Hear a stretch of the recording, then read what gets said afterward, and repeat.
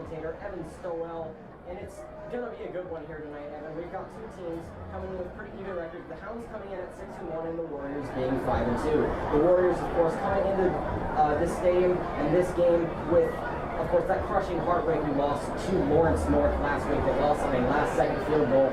And the Hounds looking to win this game and push their win streak to 5 games. Evan, what are you looking for tonight for the Hounds to win this game?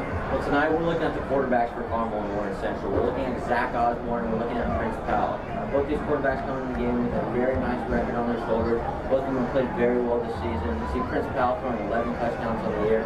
That is going to be very important for them. Certainly will, I think, of course. And then we look at the other side, we look at Zach Osborne. Obviously been a prolific playmaker for this Hounds team. 17 touchdowns, over 1,500 yards in passing, along with 5 interceptions on the year. So he'll, of course, be a big factor as usual. Also, Jaden King and Desmond Duffy, two of the fastest wide receivers we have in the state of Indiana IHSA competition. They're going to be pretty important parts of this game. Zach Osborne going to look for both of those guys on each and every play.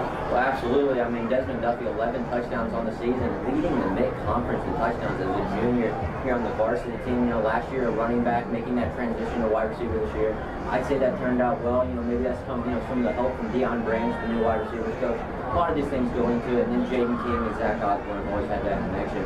Jaden King coming up with 3 touchdowns this season and still being one of Zach Osborne's favorite targets. It's going to be great. Absolutely. And if we look at the running game for the Carmel Greyhounds, of course, we have Ethan Hall and Nick Beidel. It's a bit of a running back by committee situation here at Carmel, but still 2 prolific playmakers, and they're speedy, they're smaller, but they are speedy players. Absolutely. I mean, they can break through that defensive line very easily, and when you have Zach Osborne back there, it makes the pass a lot more dangerous, which is going to open up some running opportunities for the Carmel Greyhounds, and it's going to really keep Warren Central on their toes. Most certainly will. And on the defensive side of things, Carmel, they'll want to get out to a early start, maybe a turnover on the first drive.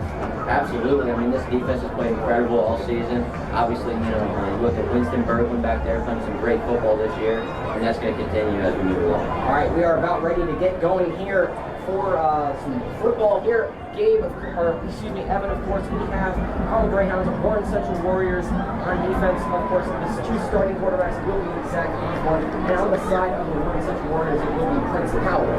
Prince Powell, 79 completions, 126 attempts on the year, and 3 interceptions, 63% completion rate. On the side of the Hounds, we have Zach Osborne, 65% completion rate, 99 for 152 with 5 interceptions. And of course, we talked about it just a couple of minutes ago. Those 2 quarterbacks, both prolific playmakers. But of course, Zach Osborne, he can tuck the ball and run. Absolutely. I mean, Zach Osborne is very quick. Obviously, coming off that injury earlier in the season, they're going to be a little bit careful with him running the ball out of the backfield back there. But it looked like last game, he was very quick out of there. He wasn't worried about that injury at all, and they're going to continue to let him tuck it. Of course. And as we see, Carmel Greyhounds taking the field for their second to last home game of the season against the Warren Central Warriors. You got close.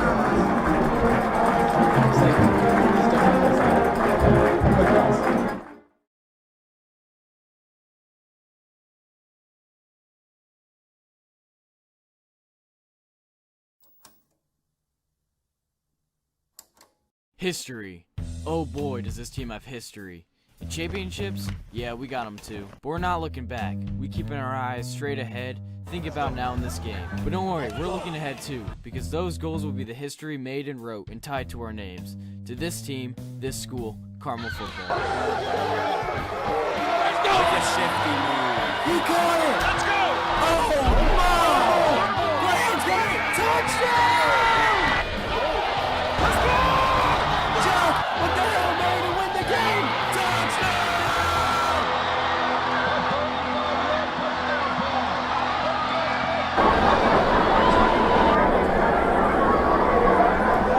Welcome back to CHTV. We are about ready for some action here from Carmel Stadium. Of course, they just mentioned Mike Kirchner is his first season as the Warren Central Warriors coach.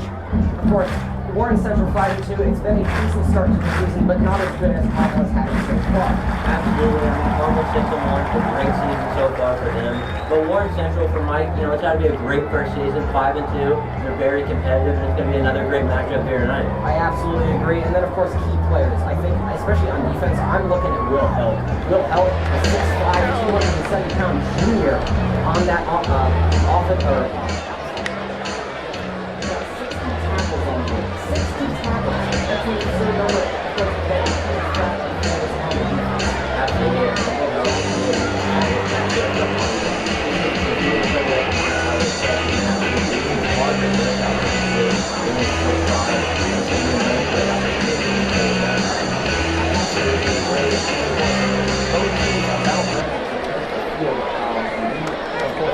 It's a beautiful movie. Super pretty styling, right on the front. Warren Central has won tonight's coin toss and will defer to the second half. Carmel will receive and defend the North goal.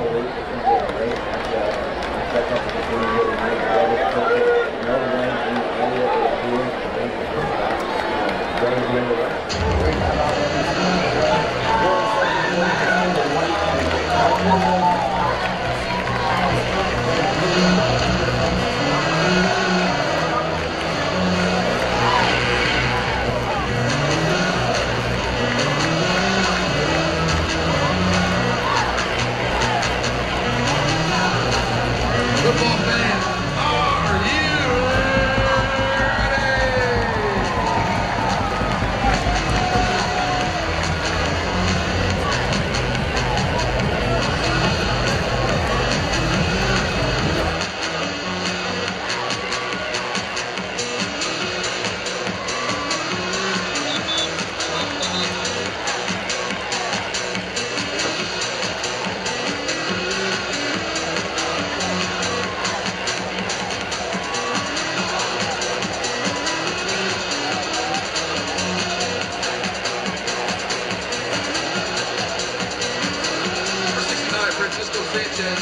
kick to the Warriors. 215, Nathan Williams. 33, Avery Caldwell receive for the Greyhounds.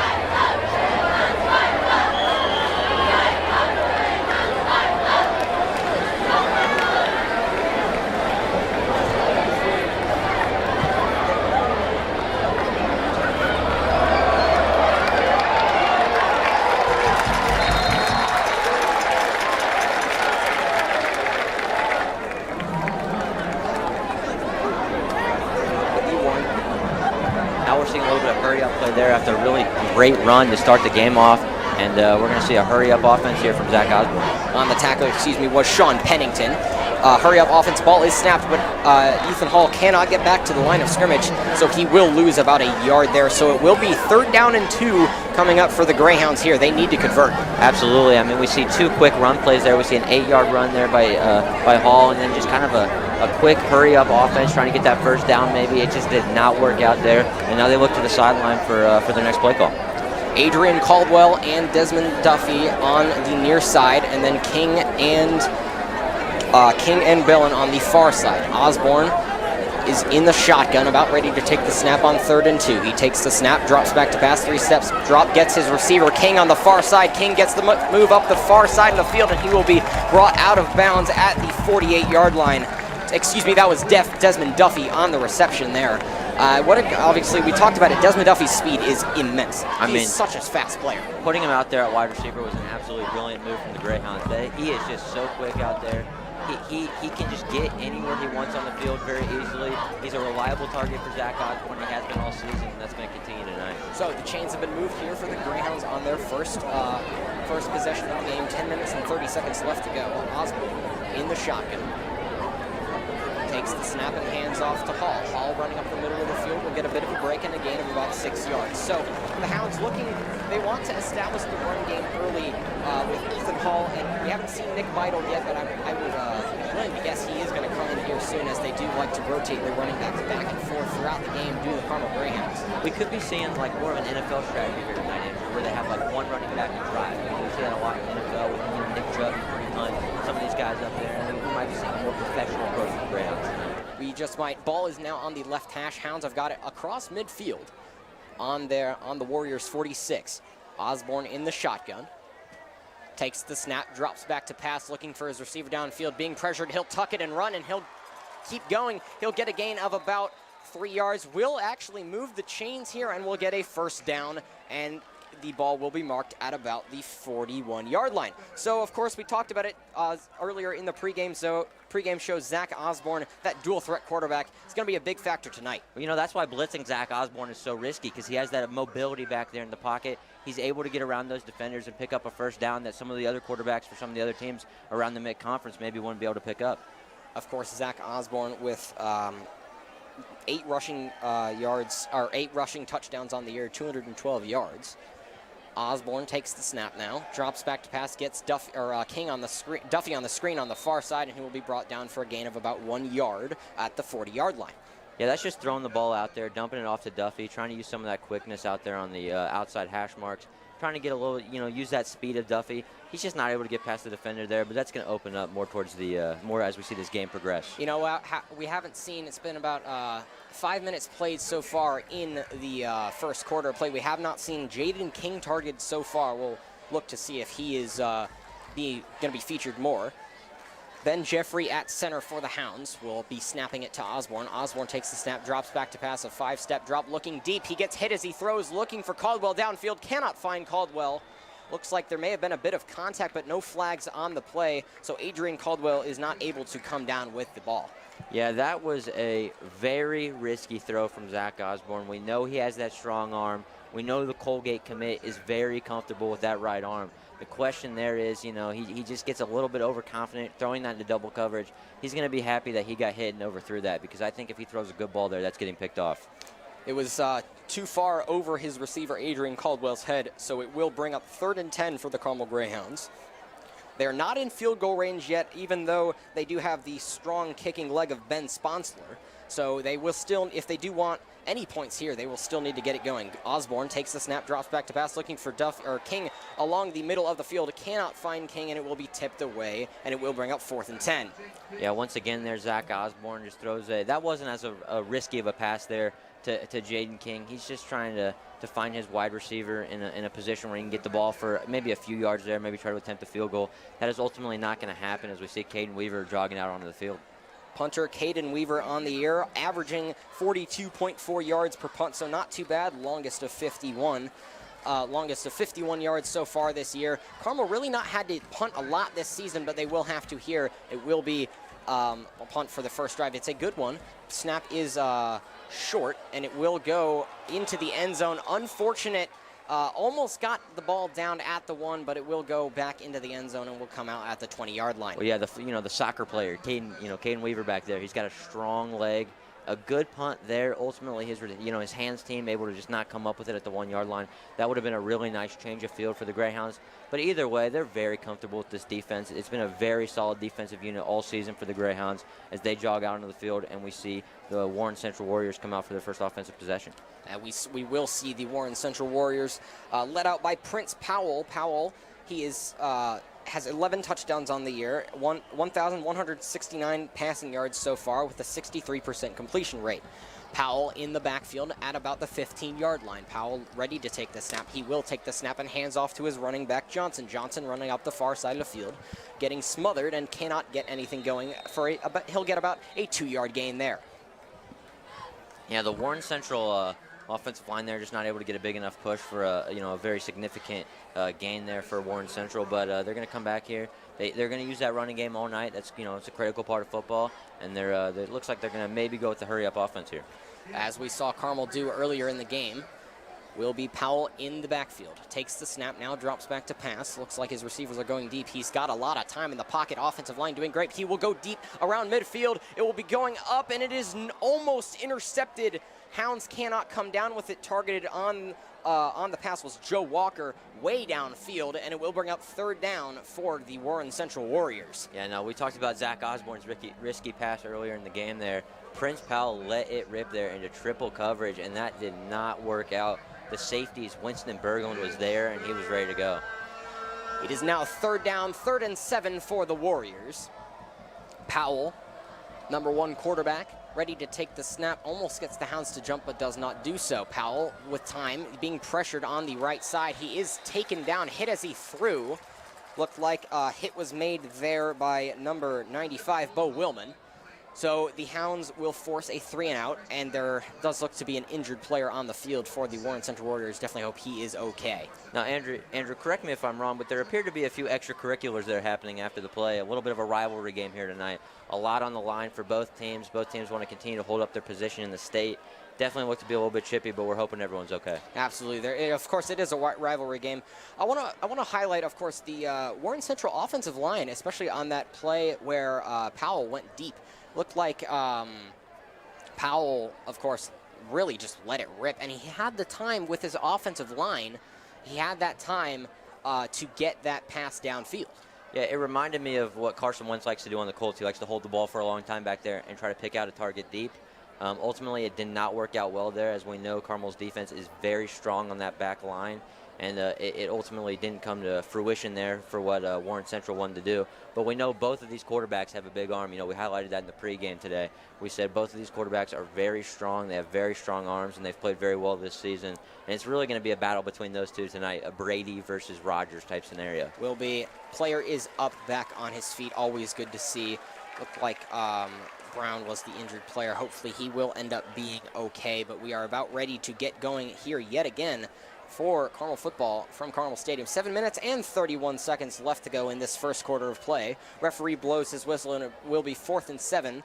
Punting will be Joe Jackson. Jackson takes the punt. It is a good one. Big boot down the right side of the field, and fair catch will be called by Desmond Duffy. Yeah, very nice there by Joe Jackson to be able to make sure Desmond Duffy can't return the ball. We saw it last week. We've seen it other times this season. Desmond Duffy is a very strong return man, just as he is a wide receiver because of that, dangerous speed he has. And ultimately right there what they were trying to do is pin him a little bit deeper and not allow him to return that ball, and that's exactly what they did. Now surprisingly, we haven't seen Desmond Duffy return a punt for a touchdown thus far this year. That is shocking to me. We know with that speed, maybe it's because of that. Maybe the teams are realizing, looking at his speed and saying we're not giving him an opportunity. Osborne now ready to begin the second drive of the game for the Carmel Greyhounds. Osborne in the shotgun as we've seen him all night. About ready to take the snap, will do so, and hands off to his running back, who will get stuffed up for about a 2-yard gain. Looks like you may have hit it on the money here, Nick Beidle, the ball carrier. So you did guess correctly. It is going to be maybe a one running back for each drive for the Carmel Greyhounds tonight. And that's great for consistency. It's great for continuity. It's great to keep one guy in there at one time. It's going to work out really well for the Greyhounds tonight, I think. Most certainly will. So Osborne with 2 wide receivers to either side of his line in the shotgun yet again. 2nd and 8. Osborne trying to get the defensive line to jump, cannot do so. Pressured, and he will have his receiver, Desmond Duffy, or no, excuse me, that is Jaden King on the near side of the field at about the 50-yard line. Good pass there. Good out route for Jaden King, excuse me. And if they can keep that going, it moved the chains there, as we see. So if they can keep that offensive pressure going and get those short gains, they can definitely get into the red zone and get a big play. Absolutely. I mean, that's something Carmel can always do, is just these little short, minimal gains and just slowly work the ball up the field. Osborne sets King in motion. King now on the far side.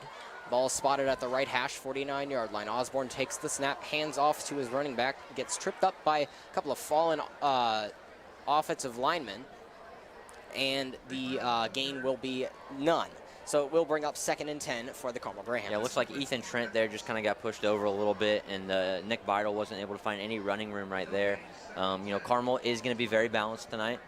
They don't want to just be a pass-heavy team or a run-heavy team. In football, it's all about, a little bit of mixture here and there, and that's going to continue to happen tonight.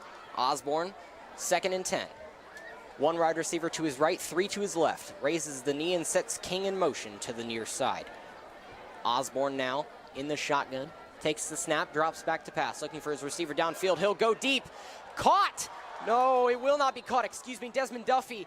I called a bit prematurely there. I apologize there. But Desmond Duffy just lets it slip through his hands. That could have been a touchdown right there. Maybe he tried to run with the ball before he had the ball in his hands, but a bit of a missed opportunity there for Duffy. We don't want to be picky on the receiver that has 11 touchdowns, is leading the MIC conference in touchdowns.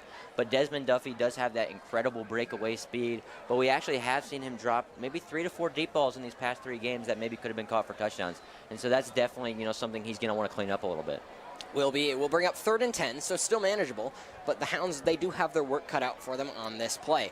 Osborne with 3 wide receivers to his left and 1 to his right will take the snap, not sending anyone in motion. He'll roll out to the right side, jukes a man, breaks his ankles, and Osborne will be downed at the 39-yard line. And it looks like he's going to move the chains there, Andrew. That running threat from Zach Osborne, that ability to get out of the pocket in a tough situation, comes through once again there for the Greyhounds. Having a guy like Zach Osborne back there who's not scared of the rush, who's not scared of anyone coming at him, who's willing to do a few juke moves, who's willing to get risky with it. I like that, and ultimately it pays off here for the Greyhounds as the drive continues. It's almost Lamar Jackson-esque, how he can just make the decision to roll out of the pocket and just run with it himself.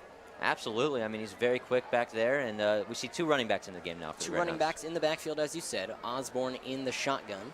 Will hand off to, he'll fake the handoff to Hall. Osborne going downfield, targeting Jaden King all the way downfield. He was hit as he threw and could not get it on target. So we'll bring up 2nd and 10. Andrew, I got to tell you, this drive, if it doesn't end in 7 for the Greyhounds, is going to be very disappointing. They've had Jaden King wide open there for what appeared to be another opportunity for a deep ball touchdown, and then Desmond Duffy earlier. If Carmel wants to win this game tonight, they need to start connecting. They most certainly do. 5 minutes and 17 seconds left on the clock for this first quarter. Warren Central with very minimal offense. Really, Carmel been dominating the offensive side of the game so far, as the Hounds are ready to go here on 2nd and 10.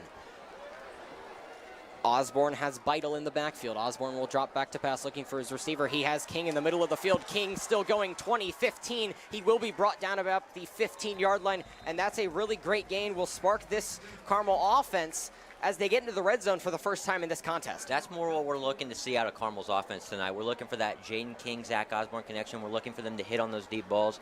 That one over the middle, more less towards the sidelines there. A little bit more over the middle. Maybe Warren Central's defense guarding that deep ball a little heavier, leaving the middle of the field open on the zone defense. Hounds will have it on the far side of the field. Ball is spotted on the 17-yard line. Beidle in the backfield, along with Osborne. Osborne in the shotgun, takes the snap and will hand off to Beidle. Beidle will get stuffed up in an emphatic tackle there, made by number 4, DeJuan Eccles. Eccles on the tackle there made. That was a really great stop there, and it will be brought down for no gain. I think it's safe to say Eccles was not impressed by that little play there. Nick Beidle just not getting through. And, we've seen the running back, after that first play tonight for the Carmel running backs, we haven't seen a whole lot from them. We've seen maybe 2-3 yards at a time. No big rushes thus far. Hounds still in the red zone, 2nd and 11 on the 18-yard line. Osborne has Beidle in the backfield, sets Duffy in motion to the right side. Osborne now takes the snap, drops back to pass, looking for his receiver. He will have time, will throw into the end zone and just overthrows King. King could not get his 6'0", 171 frame high enough to catch that ball, and it will bring up 3rd and 11. Yeah, that's another missed opportunity there for the Greyhounds. Zach Osborne just getting a little too heavy there with the throw. Needs to kind of tone it down a little bit because I think he's missed some targets early on in this game. Now the Hounds, they should, if I'm the Hounds right now, I'm definitely looking at coming away from this drive with points, but I want it to be 7, of course. So the Hounds on 3rd and 11, they have their work cut out for them. Will be 3rd and 11 on the 18, still in the red zone. Hounds will have Nick Beidle and Zach Osborne in the backfield. Osborne sets Duffy in motion to the right side yet again. Osborne claps, takes the snap, drops back to pass. He's got time. He will look into the end zone, and it is just off the outstretched left hand of Adrian Caldwell. Another high pass there from Zach Osborne. Caldwell could not come down with it in the end zone, so it will bring up 4th down and a field goal attempt for the Carmel Greyhounds. I got to tell you, Andrew, so far, I do not think they're going to be pleased seeing Ben Sponsor run out on the field here. They have had maybe 4 opportunities to score a touchdown this half. I do not think they will be pleased. No, I certainly don't think so. There is a downed player on about the 1-yard line on the right side of the field for Warren Central. Of course, we do hope he is okay. Yeah, that's something you hate to see. You know, football, it's an amazing game. We love football, but, you know, it's dangerous, and there's definitely injuries involved, and we just hope everyone's okay. Certainly do. Hounds will take the huddle. And, of course, we've looked 3 times in a row now. We've mentioned the overthrown, just passes a bit too high there from Zach Osborne. Maybe he can tone it down a bit, but he did have the one completion to Jaden King across the middle of the field on the post route to set up this Ben Sponsor field goal attempt. Absolutely, and, you know, we know the Colgate commit has it. You know what I mean? We come off the last 3 or 4 games, and he's hit just about every deep ball that's been available. So it definitely just maybe a little, you know, pre-game nerves. You know, everyone gets a little bit nervous at times. Maybe, you know, I mean, there's 3 minutes left in the first quarter. A lot of time left for Zach Osborne. And overall, I'd say their offense has had a lot of opportunities. You know, they execute on those coming into the rest of this game, and they're going to be just fine. It's good to see the Warren Central injured player will be walking off on his own power. So always good to see he will be able to go back to the sideline and hopefully get better to come back in this game. So it will bring up a field goal attempt, and it will be 4th and 11, Ben Sponsler now. Osborne on the hold. It'll be a 35-yard attempt from the left half. Kick is up, and it is good. Hounds will take a 3-0 lead with 3 minutes and 51 seconds left to go here. Of course, they came away with 3 points, but that's not the amount of points that they wanted. They wanted to get into the end zone, but they will have to settle for 3. Well, no, Andrew, you know what I mean? They know they can trust Ben Sponsor to hit a field goal. That's not the problem there. The problem there is the 3 overthrown balls, but as we discussed, they are going to be able to execute those later in the game, and I'd expect to see that come back to them. Now we're going to see the Carmel defense, which was very good on that first drive, come back out there on the field and maybe continue to set the tone a little bit. It absolutely was. I think Carmel's defense, it's going to be, the offense has had a bit of a sluggish start in the first quarter, not exactly getting out to the explosive starts we've seen in the past couple of games, so not exactly what they wanted to have so far in this game, but maybe their defense will be a bit of a bigger factor. They have, of course, no shortage of good star players like Will Hill.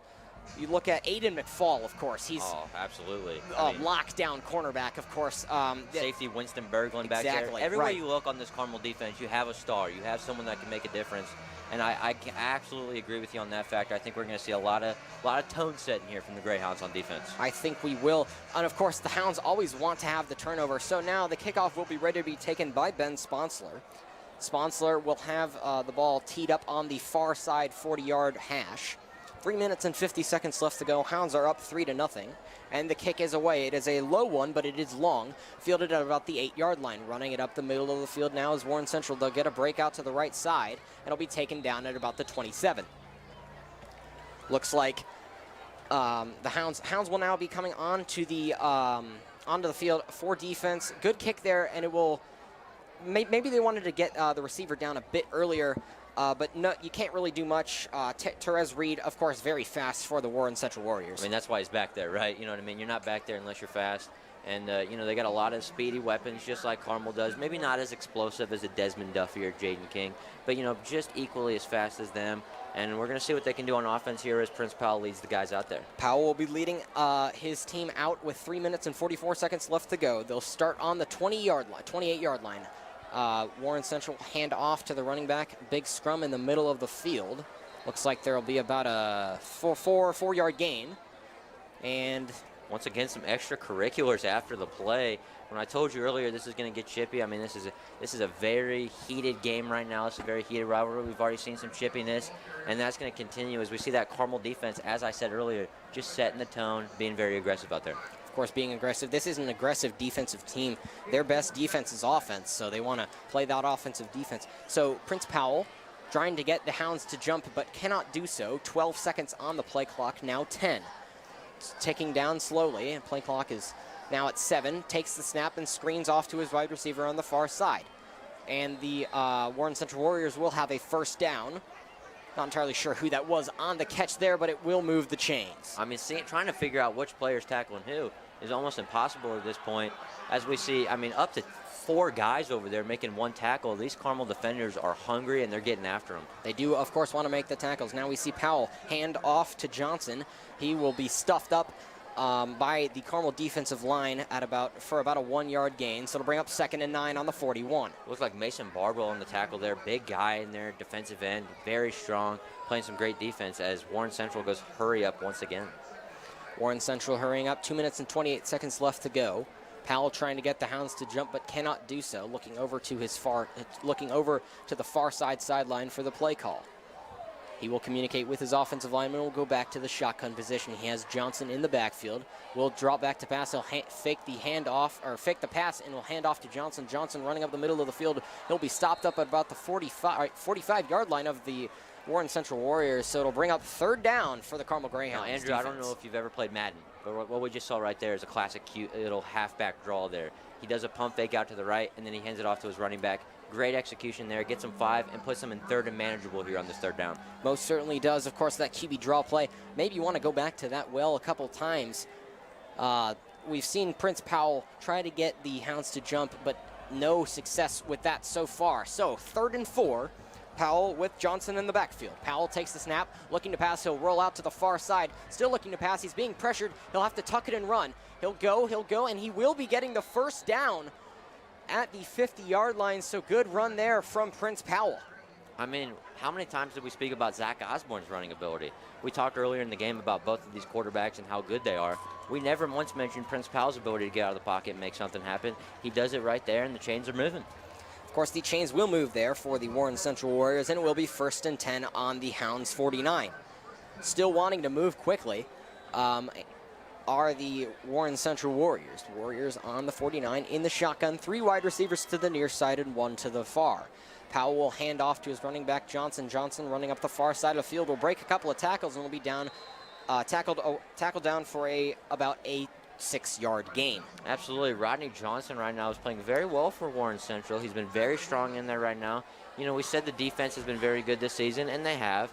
And I thought they looked really, really good there on that first possession, but maybe this hurry-up is confusing them a bit, not allowing them to get substitutes on the field. Tackle made there by Will Webster. Great middle linebacker for this Hounds team, and it looks like there will be a timeout being called. Maybe a penalty here, not entirely sure which it is. I think maybe oh, that's what happened. I think a Warren Central player had a bit of an upset stomach there. So, that's never good to see. Not entirely sure what happened there, but we will have a bit of a stoppage in play. Absolutely. I don't know if there's too much Chipotle in that tummy over there, but he certainly did cough something up over there, so we hope he's okay, obviously. Yeah, you never want to see that. Absolutely not. It does happen. Of course, these guys, given they're all young men, of course, on the football field, we see that offensive line battle. I got to give it to them. When I see them play, it's an underappreciated job, the offensive linemen, but they work hard. Absolutely. And, I encourage people at home just to watch one of the offensive linemen for a couple snaps in a row and see how hard they're working. They are some of the most underappreciated people in football.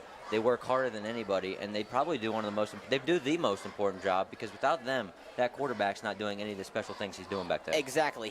The offensive line gives the quarterback time to do his job. which they've been doing a fantastic job of holding off the rush. Both sides, actually, both offensive lines have been doing great of holding off the respective defenses' rushes so far in this contest. 3-0 is still the score from Carmel Stadium. And I think we talk about the offensive line. It's trying to hold off. If you look at, say, Gerald Glover there on the defensive end for the Warren Central Warriors, he's 6'3", 235 pounds. Imagine that running straight at you and trying to stop that man from getting to your quarterback. I'll tell you right now, if that guy's running at me, I'm running the other direction, Andrew. Some of these defensive linemen, they're big, they're fast. I mean, that's one of the new trends in football nowadays. These aren't just like really heavy, unathletic young men we're talking about. We're talking about fast, speedy, explosive, powerful guys over there who want to come and get to your quarterback. Right, and you look at they aren't just big boys. They are big boys, but all of that weight is pure muscle. Absolutely. They are strong, and of course, with they have to be, especially the defense and offensive line. They have to protect their quarterback and do as much as they can to get the quarterback his time to do what he needs to do and get a pass off. Absolutely. I mean, right now, it seems that both offensive lines, I'd say, are doing a fairly good job. I mean, both these quarterbacks have had time to compete. As we continue to have a little bit of delay here, maybe a discussion on how to clean that off the field. I don't think that's necessarily something that they're readily equipped for, as we say that on the field. But, both these teams have played very well so far. A little bit sluggish. I mean, both these teams have had their moments so far. Both, Carmel a little sluggish on offense, and the Warren Central Warriors, that first possession, really couldn't do anything with it. But so far here, this drive, as they come back out on the field, they've definitely been a little bit sharper out there, a little bit better with what they're doing. I absolutely agree. And as we're looking ready to go back into action here, looks like the replacement. No replacement center. It still will be Scholler at the center position for the Warren Central Warriors, and the Warriors are now ready to get going here. Clock is now running. Powell in the backfield, drops back to pass. Offensive lineman doing good blocking. Powell goes deep downfield looking for his receiver, and it is just bobbled in the end zone. Targeted on the play was Khalil Howard, and there is an injured hound down on the play. Oh dear. He's clutching the back of his leg. Oh no.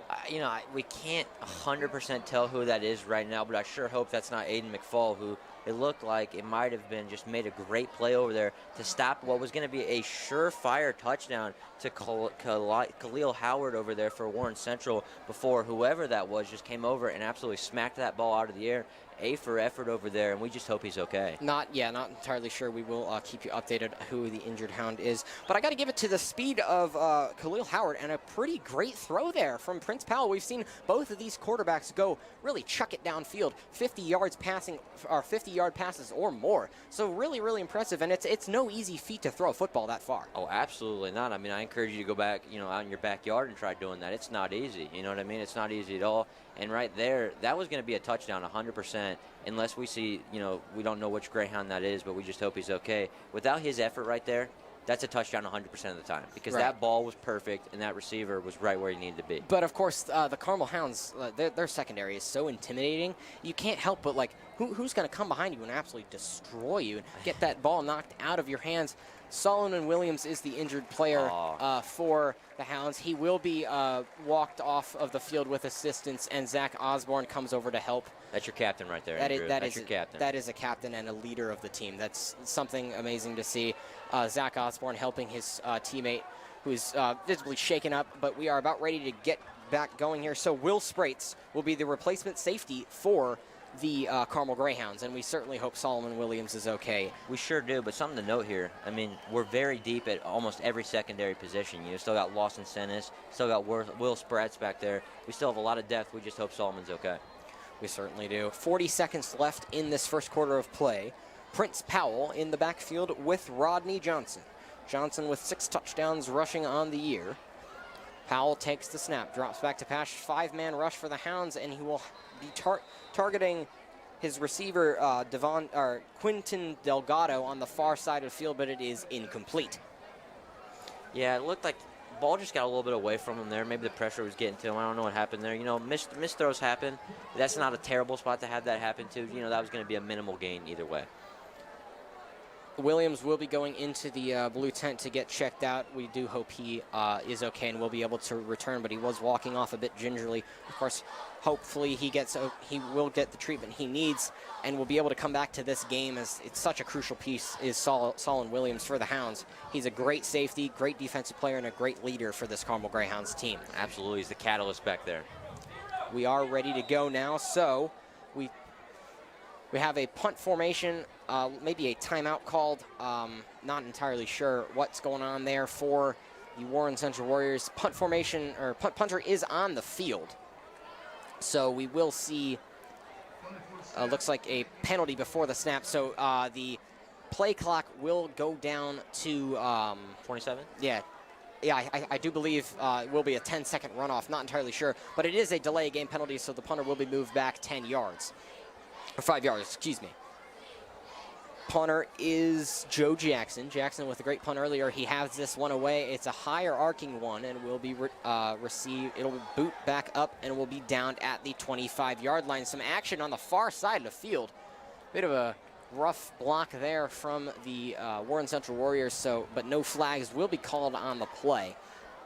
Got a bit rough there, and now Osborne will be coming back into this game. I'm very interested to see some of the extracurriculars going on out there right now, because it's just getting chippier and chippier. And also, something of note, Andrew, that I found very interesting, Joe Jackson is both the punter and kicker for this team. He's very versatile at that special position, and I think that's something that is really going to be helpful for Warren Central. Hey, no, he can boot the ball pretty well, as we've seen so far tonight. So Zach Osborne will have the Hounds with 30 seconds left to go. Osborne sets his receiver in motion to the far side. Osborne takes the snap and will keep the ball. He'll break a tackle in the backfield, caught on the far side by, looks like, King, who was the targeted receiver on the play. He will have the catch, his second of the day, and it will be about a 6-yard gain there. So not too bad of a gain. It will get out of bounds and stop the clock. Now, see, that's something that I think is as a result of how good Desmond Duffy's been. When you worry about a Desmond Duffy screen pass, Jaden King is just as fast. That opens up him over there on that other side and has really just added more versatility to this Carmel offense. 23 seconds left to go. 3-0 is still the score. And the Hounds in the backfield trying to move quickly here. Osborne will set Duffy in motion to the near side. Osborne takes the snap. He'll fake the handoff, looking to pass. He'll go deep downfield, looking for number 17. Looks like, can't exactly see, but a flag, I think a flag will be thrown. No flags on the play. Hounds student section wants a pass interference call. Got a bit handsy there. Did it for the Carmel Greyhounds, but no flags on the play. Yeah, that's definitely one. I think, that's a bit of a hometown crowd reaction, Andrew. If you look at that play, I think you could have just as easily called that offensive pass interference. Yeah, you never know. I mean, it is, of course, the ref has the final decision in the game, of course. 3rd and 5 now, with 17.5 seconds left to go in this first quarter of play. Osborne with 2 wide receivers to either side. He'll take the snap, drop back to pass. 3-step drop, rolling out to the near side. He'll throw, looking for King, and King cannot come down with the ball. That's his second really kind of drop pass of this game, so King maybe not too happy with himself, but hopefully he'll be able to, hopefully for the Hounds, he'll be able to pick it back up and get the hands back to where we usually see them. Listen, I don't mean to, sound a little bit too cynical here right now, but if you're Carmel, you have to be disappointed with the execution so far, because you're getting yourself into incredible positions with these receivers out there on the outside. I mean, Jaden King should have come up with that one, and previously in the game, Zach Osborne should have made better throws. So if you're Carmel, you've seen the right stuff. You just need to execute. Now the punter, Caden Weaver, will be coming on. Weaver, a high punt, will be only going out to about the 48-yard line on the opposite side. Hounds will down it at the 49. So with 1 second left to go in the first quarter of play, the Warren Central Warriors will have one play, probably it's going to be a running play. And the Hounds, of course, they've just lost Solon Williams. He's still on the sideline, maybe in the tent trying to get treatment. And Will Sprates will have to fill in for that big role. Of course, Hounds, they have an explosive defense. Absolutely. Their safeties, their corners, everywhere you look, they're very good. Will Helt, 6'5", as we mentioned. But they're needed right now because this offense has looked sluggish. Powell in the shotgun with Johnson to his left. He will hand off to Johnson, which will be the last play of the first quarter, and Johnson will run for a first down. So pretty much the best run we've seen all day here from the either team. Warren Central Warriors. Yeah, either team. Yeah. Running game really hasn't been much of a factor so far. So that'll be the end of the first quarter for the Carmel Greyhounds football game here against Warren Central. They will have a 3-0 lead, and I think the biggest thing for the Hounds, they need to try to have their wide receivers catch a few more. Absolutely. I mean, this is down to just sucking the ball in and making the catch. That's all it is to it. And I think if you can make the catches here, if you can just suck those balls in, you're going to be just fine.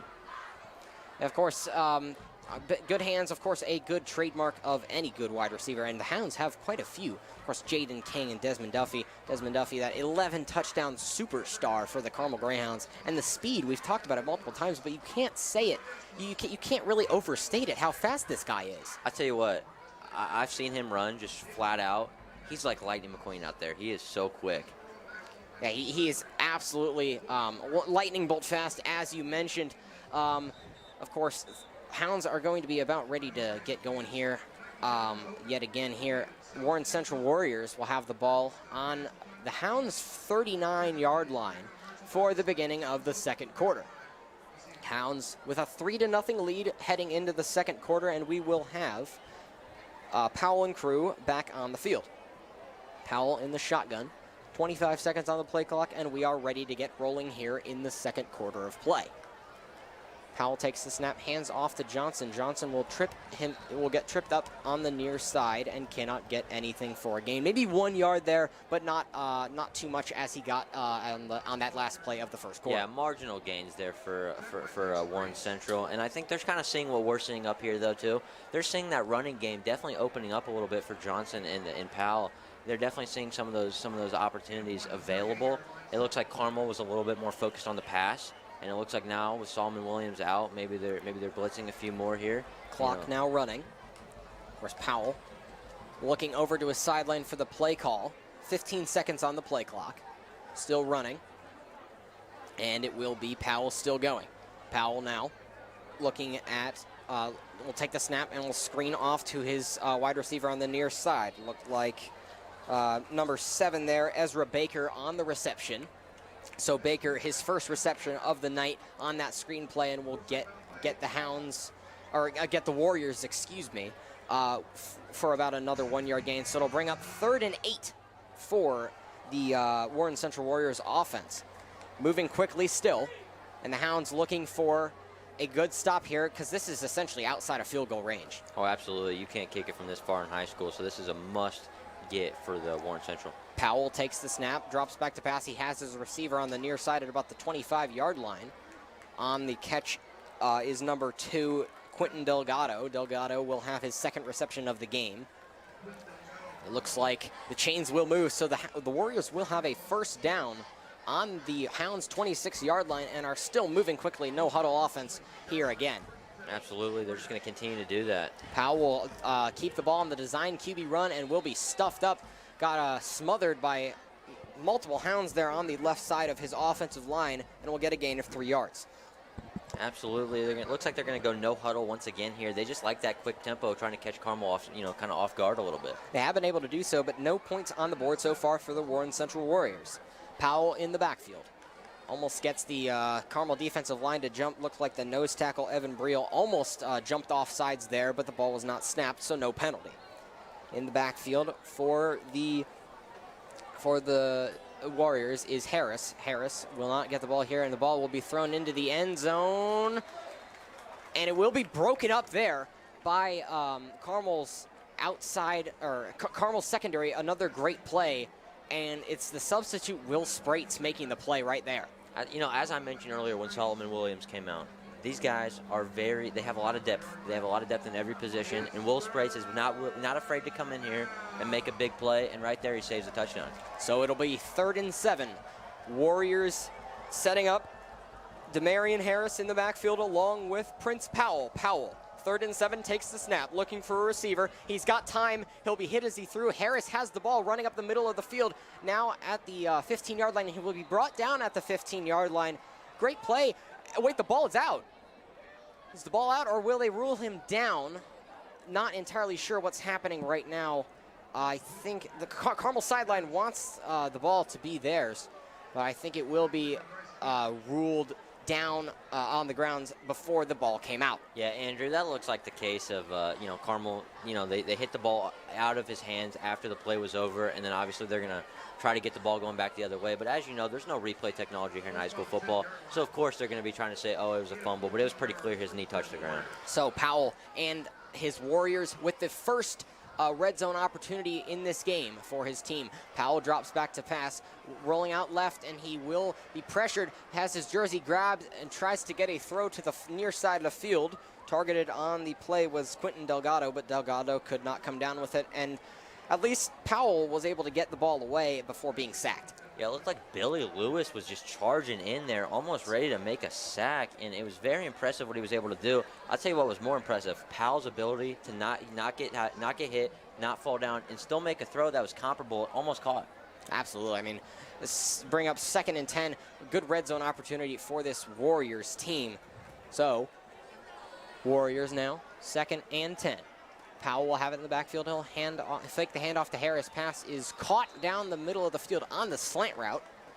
And it will move the Warren Central Warriors ever closer to the end zone for which it could be the first touchdown of this game, as it is still 3-0 in favor of the Hounds. Absolutely. Looked like Michael Thomas out there a little bit with that slant route. Michael Thomas obviously very prolific at that route, and looks like Warren Central was incorporating that into the offense a little bit. 3rd and goal for the Warren Central Warriors. Powell will be about ready to take the snap in the shotgun. He's got Demarion Harris to his left. Powell now, cover 2 defense for the Hounds. Powell drops back to pass. He'll fake the pass and gets the QB draw, hands it off to Harris, but Harris will be stopped up. So the Warren Central Warriors, it looks like, yes, their special teams unit will be coming on to attempt the field goal. It's going to be Joe Jackson on the kicking attempt, the first scoring attempt for the Warren Central Warriors so far in this game. Yeah, we'll see what the punter/kicker can do out here. We know he's got a big leg, so we'll see if he can put it through the goalpost and tie this game up 3-3. I tell you, Andrew, I was expecting more points coming into this game. I was too. I think we both expected this. Carmel's not really had any low-scoring games so far at all this season, so it is a surprise to see this game be 3-0 still with 9 minutes and 30 seconds left in the half. Absolutely, just about to be 3-3 maybe. It could be if they can convert on this field goal. So we'll see. A little bit of confusion over there, it looks like. Maybe a timeout called? I think a timeout, will be called by Warren Central, so they will be charged their first timeout of the game, and Carmel still has 3. But the Warren Central Warriors will have to use their first of the night. And that's got to infuriate their coach to have to waste a timeout on just not having the special teams ready to get out there and take a kick. Right, they weren't exactly ready, not entirely prepared, but maybe they'll be fueled and ready to block for the kicker in the backfield. They'll have the good snap, hopefully. If you're the Warriors, they want to get points on the board, don't want to let another drive go to waste and give it back to the Hounds. Absolutely not. We see both teams sending their special teams back out there. We'll see if Joe Jackson can use that strong boot to just hit it right to the uprights. Joe Jackson will be the kicker for the Warren Central Warriors. Referee waves his hand, ready to go here. Looks like it'll be tip it on the hold. Kick is up, and it is tipped. It is blocked by the Carmel Greyhounds, and they will have it. Looks like it's going to be a touchback. So what a great play there, and it stifles the Warriors away from 3 points. That is absolutely huge for both sides of this Carmel team. Yeah, it seems like the one thing we didn't mention all game, we mentioned the offense and defense for both teams. We didn't mention Carmel's special teams, but they're the ones who are able to come up with a big play when they need it, come up with something that's going to motivate this team and try to get them another score, hopefully a touchdown. Hounds will have it moving right to left now. So Osborne and crew will be back out. They have the time to move slower.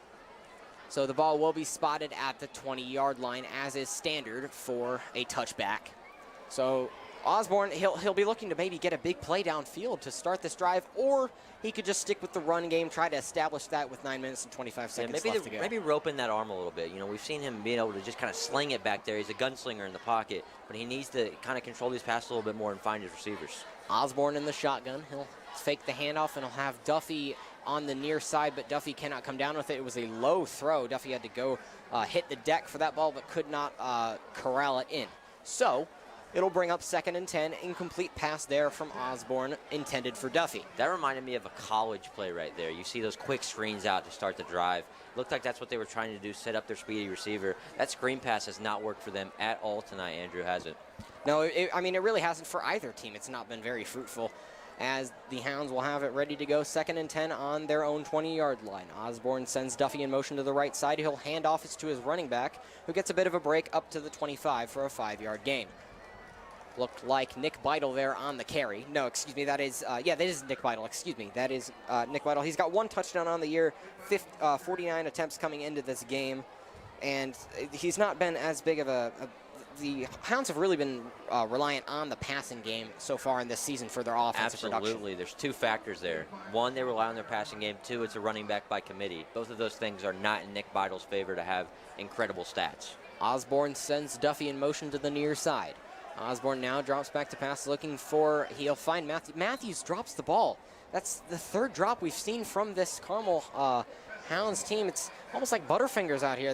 They got to clean that up if they want to have more points on the board. That's certainly a reason why they're still only up by 3, and it is 3-0. So no other scoring other than that Ben Sponsor 35-yard field goal earlier in the first quarter. Andrew, tell me if this name rings a bell. Deion Branch. All right, that's your wide receivers coach for Carmel. Right now, if I'm Deion Branch, I am furious at my receivers over there. They need to be coming up with these catches. They certainly do. Of course, Deion Branch knows a lot about playing wide receiver at the highest level. Super Bowl MVP for the Patriots a couple of years while ago, as Caden Weaver will be having the punt there. It'll be dropped. It'll land at the opposing 40-yard line and will get a favorable bounce. Looks like it'll be downed. They're still trying to wave it, trying to get some wind on the ball. It'll be stopped at the 29-yard line. So really, really fantastic punt there from Caden Weaver. Absolutely. That last punt was just a little bit shaky. Maybe gave Warren Central better field position than they wanted. Caden came out here. He corrected that. He fixed the issue. Although you never, if you're Carmel, you don't want your punter on the field, you are very happy to see him come up with a great punt. And did you see the bounce he got there? 30 yards, it looked like an extra 15 yards on the bounce. Definitely helped them out, and it's going to set their defense up in some really nice territory. That's a long way to go for Warren Central. It most certainly is. Prince Powell will be back ready to go alongside Demarion Harris. Harris, we've seen him be included more rather than Johnson, so quarterback will be taking up the near side of the field, and he'll be stopped up. Tackle looks like it was made by number 45, Will Helt. We mentioned him earlier in the pregame show. He's been absolutely fantastic and has been, a great offensive linebacker, great getting the jump on his defensive linebacker, getting the jump on his offensive tackle and getting the tackle for loss. Absolutely. The 6'5 junior had a few foot issues earlier in the year. He's bounced back and he looks great out there. Clearly not missing a step. Powell in the backfield. He'll drop back to pack. Hounds pushing linemen, but the tackle will be made. The pass is complete at about the 25-yard line, but it is tackled, stopped right there. So no gain for the Warren Central Warriors. That's one of those ones that might have almost been better to drop. It looks like they maybe even lost a yard there. So definitely not what you want to do on that second down play, because now this isn't 3rd and manageable. This is 3rd and 10. You're going to have to throw the ball downfield. They're going to have to get a throw downfield. Carmel student section getting into it now. 3rd and 9. Powell drops back to pass. He's looking for his receiver downfield. He's going to go deep. It's going to be incomplete on the far side of the field. Ball was brought down, but he could not get 1 foot inbound. Joe Walker on the target there. Joe Walker was able to get the hands on the ball, but he could not get his toes tapped into the field of play. It looked like Harrison Schmidt or Winston Berglund, one of those safeties over there.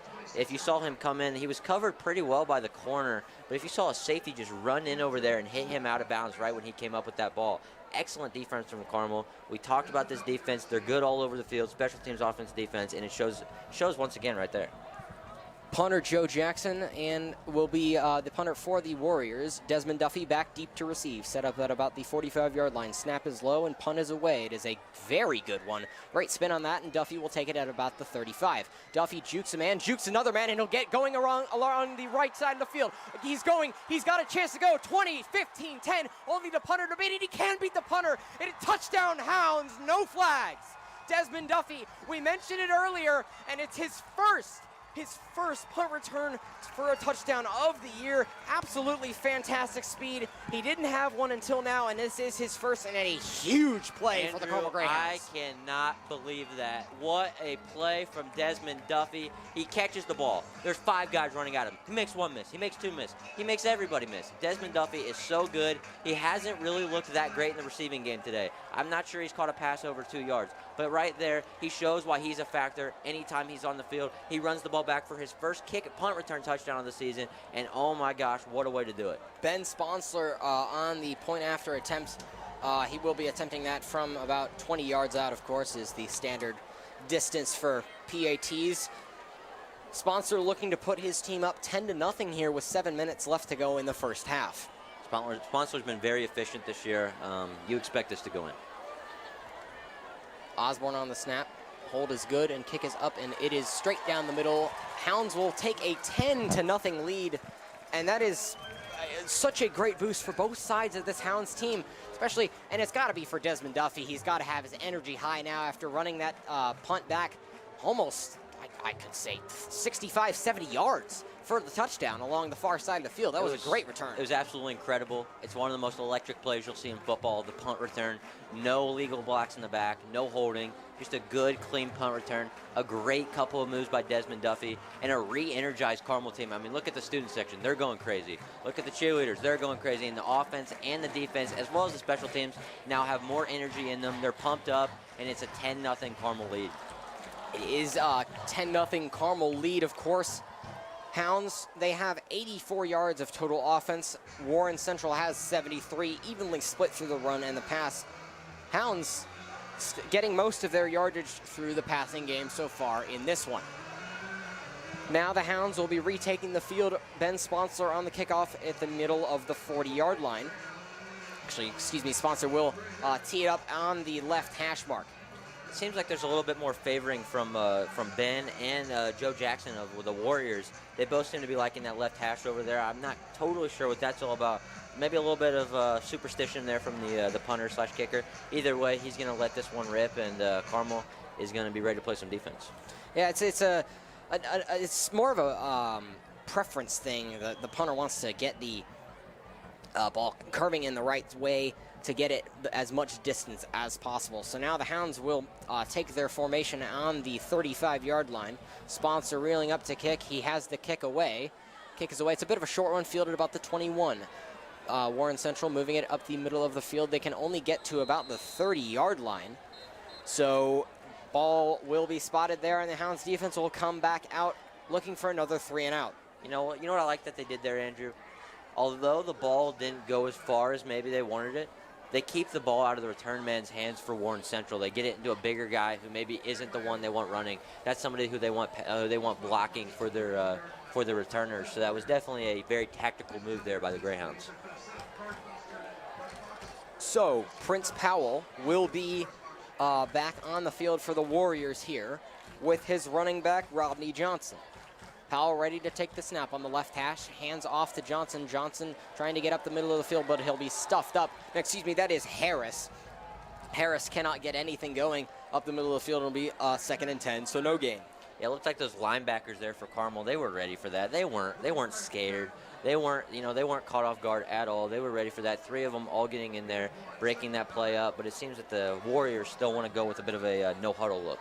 They do want to go with no huddle, try to catch the Carmel defense off guard. 6 minutes and 20 seconds left to go. Powell takes the snap and drops back to pass. He has his receiver who bobbles the ball at about the 45-yard line, but still can come down with it. It was Khalil Howard on the catch there. So it will move the chains, and the ball will be marked at about the Warren Central 45-yard line. So a good fundamental pass there. Great. Powell was able to put it on the money. Howard had a bit of trouble getting it brought in, but he was able to bring it in and get the yardage You know, for the Joe reception. Walker is wide receiver 1 for Warren Central. We haven't called his name a lot tonight, and I think that's very purposeful by Carmel to keep him away from the ball.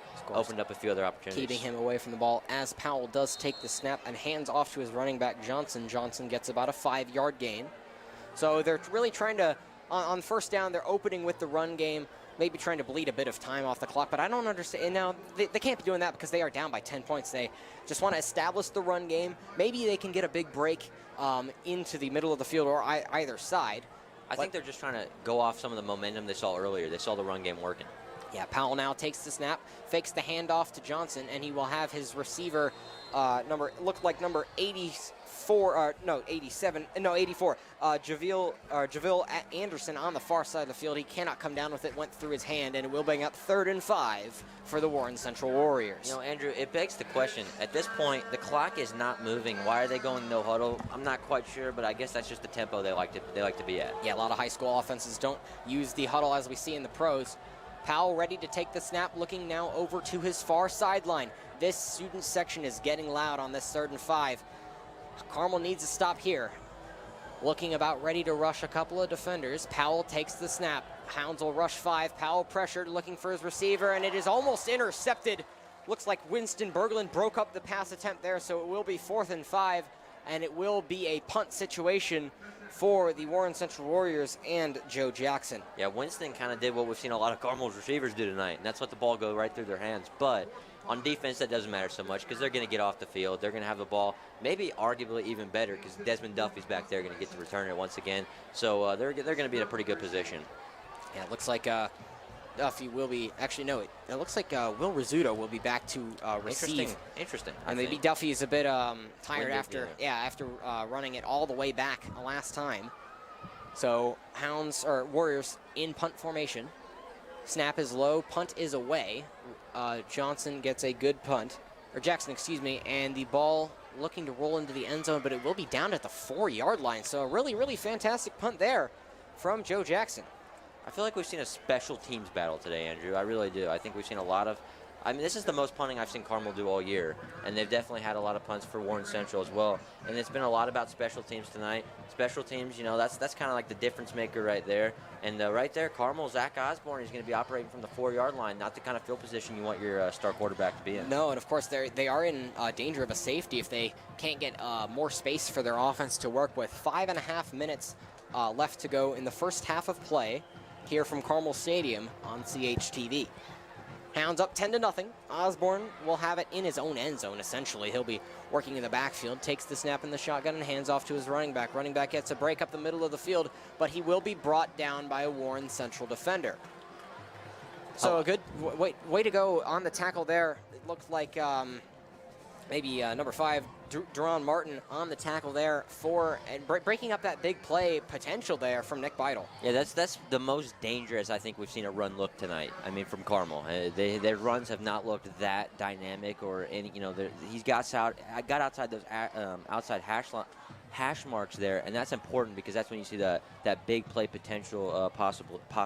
DeJuan Eccles on the tackle. Now we're ready to go for 2nd down. Osborne will keep it himself, darts back and forth, and he'll be brought down at about the 20-yard line. He'll hop right back up after taking a bit of a rough hit there, but he's a tough guy, so he'll get right back up, and it will move the chains for the Hounds. Not 100% sure, but I'm pretty positive Zach Osborne is the leading rusher right now for the Greyhounds. He has looked very good moving out of the pocket, and I think that's something they've definitely been relying on a little bit. Hounds moving quickly now. Osborne with 2 backs in the backfield. Beidel and Hall. Hands off to Hall. Hall running up the far side of the field trying to get away from his defender. He can do so, but it will be brought down to about the 28 or 29-yard line. So pretty solid gain there, actually, from the Carmel Greyhounds and Ethan Hall. Ethan Hall, we haven't seen him in the run game too much so far, but that is his first carry in a while, and he gets a lot done with it. Yeah, absolutely. Ethan Hall, as you can see, not the tallest guy on the field, but he's very fast, and he was able to fall forward there and get a solid pickup and make this a pretty good. This is an opportunity on 2nd down. You can throw the ball deep here and not have a 3rd and 10 situation coming back. All right, 2nd and 2. Osborne in the shotgun. About ready to take the snap. He will take the snap, and he will hand off to his running back, who will bowl over a couple Warren Central defenders and will get the 1st down for his team. 3 minutes and 45 seconds left to go here in the first half of play from Carmel Stadium. Looked like it was Ethan Hall on the carry there, and it will move the chains. Yeah, it looks like Carmel's intentions here could potentially be this. They're not giving the ball up for the rest of this half. They're going to run this clock down a little bit, try to work the ball downfield, get the ball maybe into the end zone by the end of the half, but they don't want to give it back to Warren Central before time's up. Exactly. 3 minutes, 20 seconds left to go. Carmel still has 3 timeouts. Warren Central has 2. Osborne under center now. He'll try to get the QB sneak on 3rd and 1. Still looking for the spot for the ball here. We'll see what that is.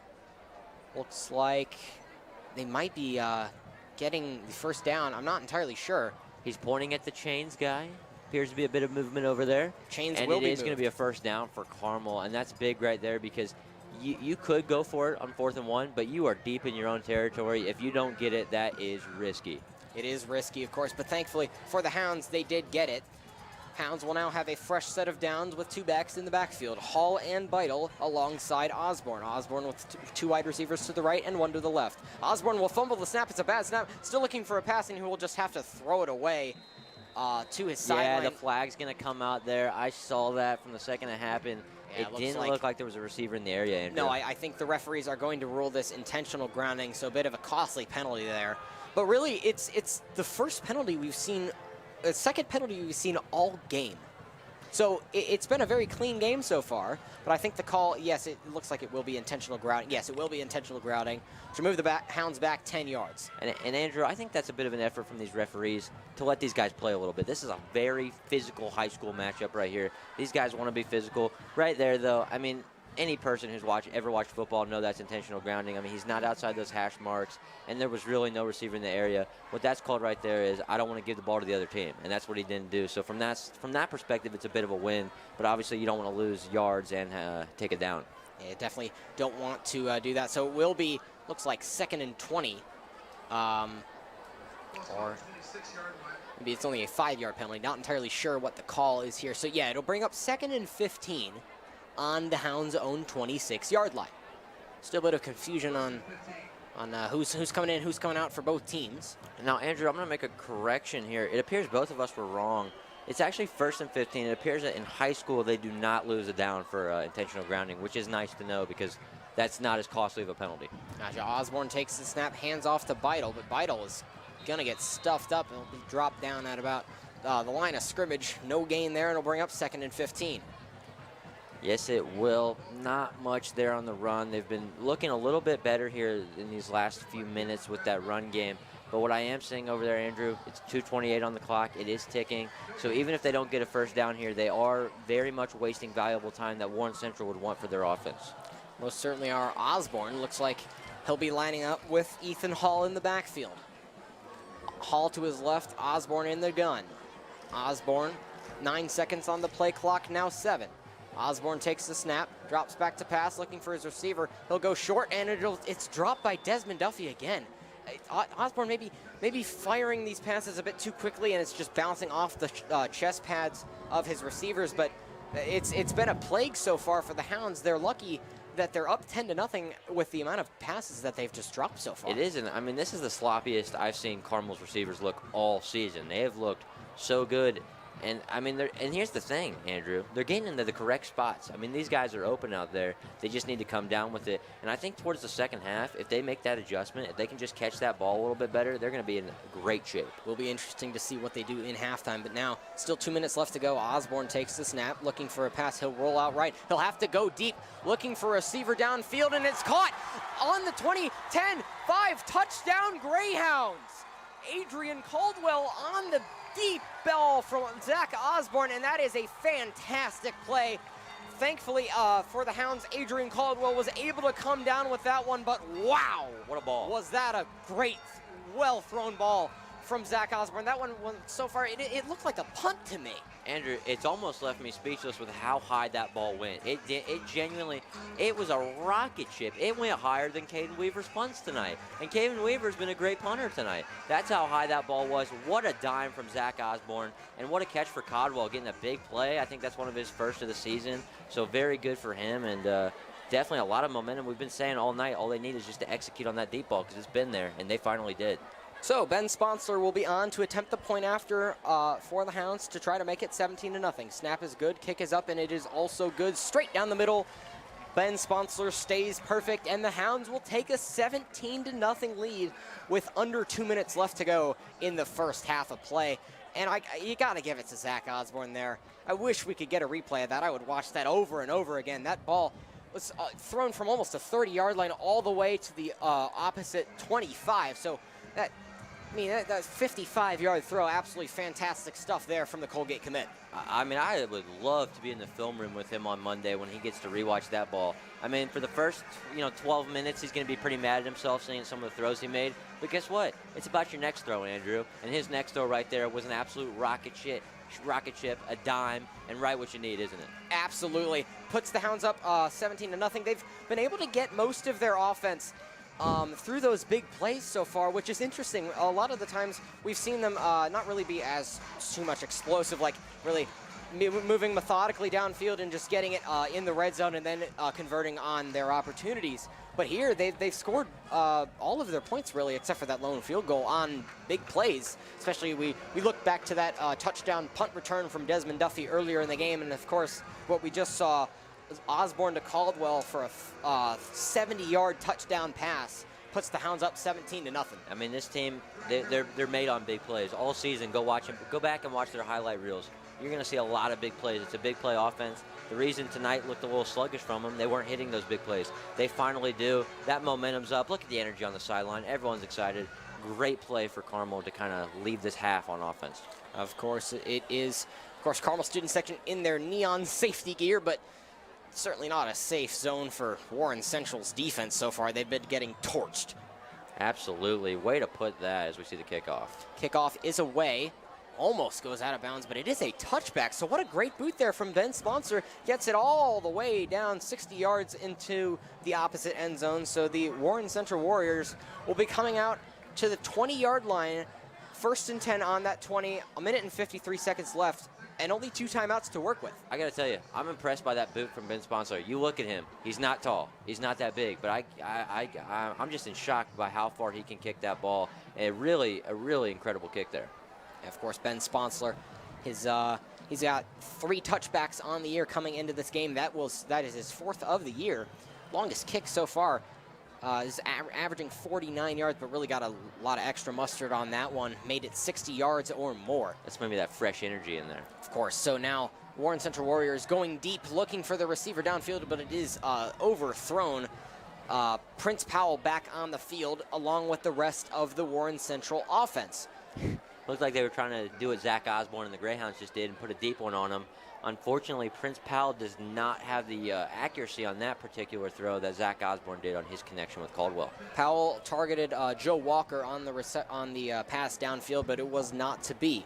Powell will now have it 2nd and 10 on his own 20-yard line along with the rest of his offense. Takes the snap, drops back to pass, looking for his receiver on the flat. It is caught by Howard, but Howard cannot get anything from that, and he may even lose a yard.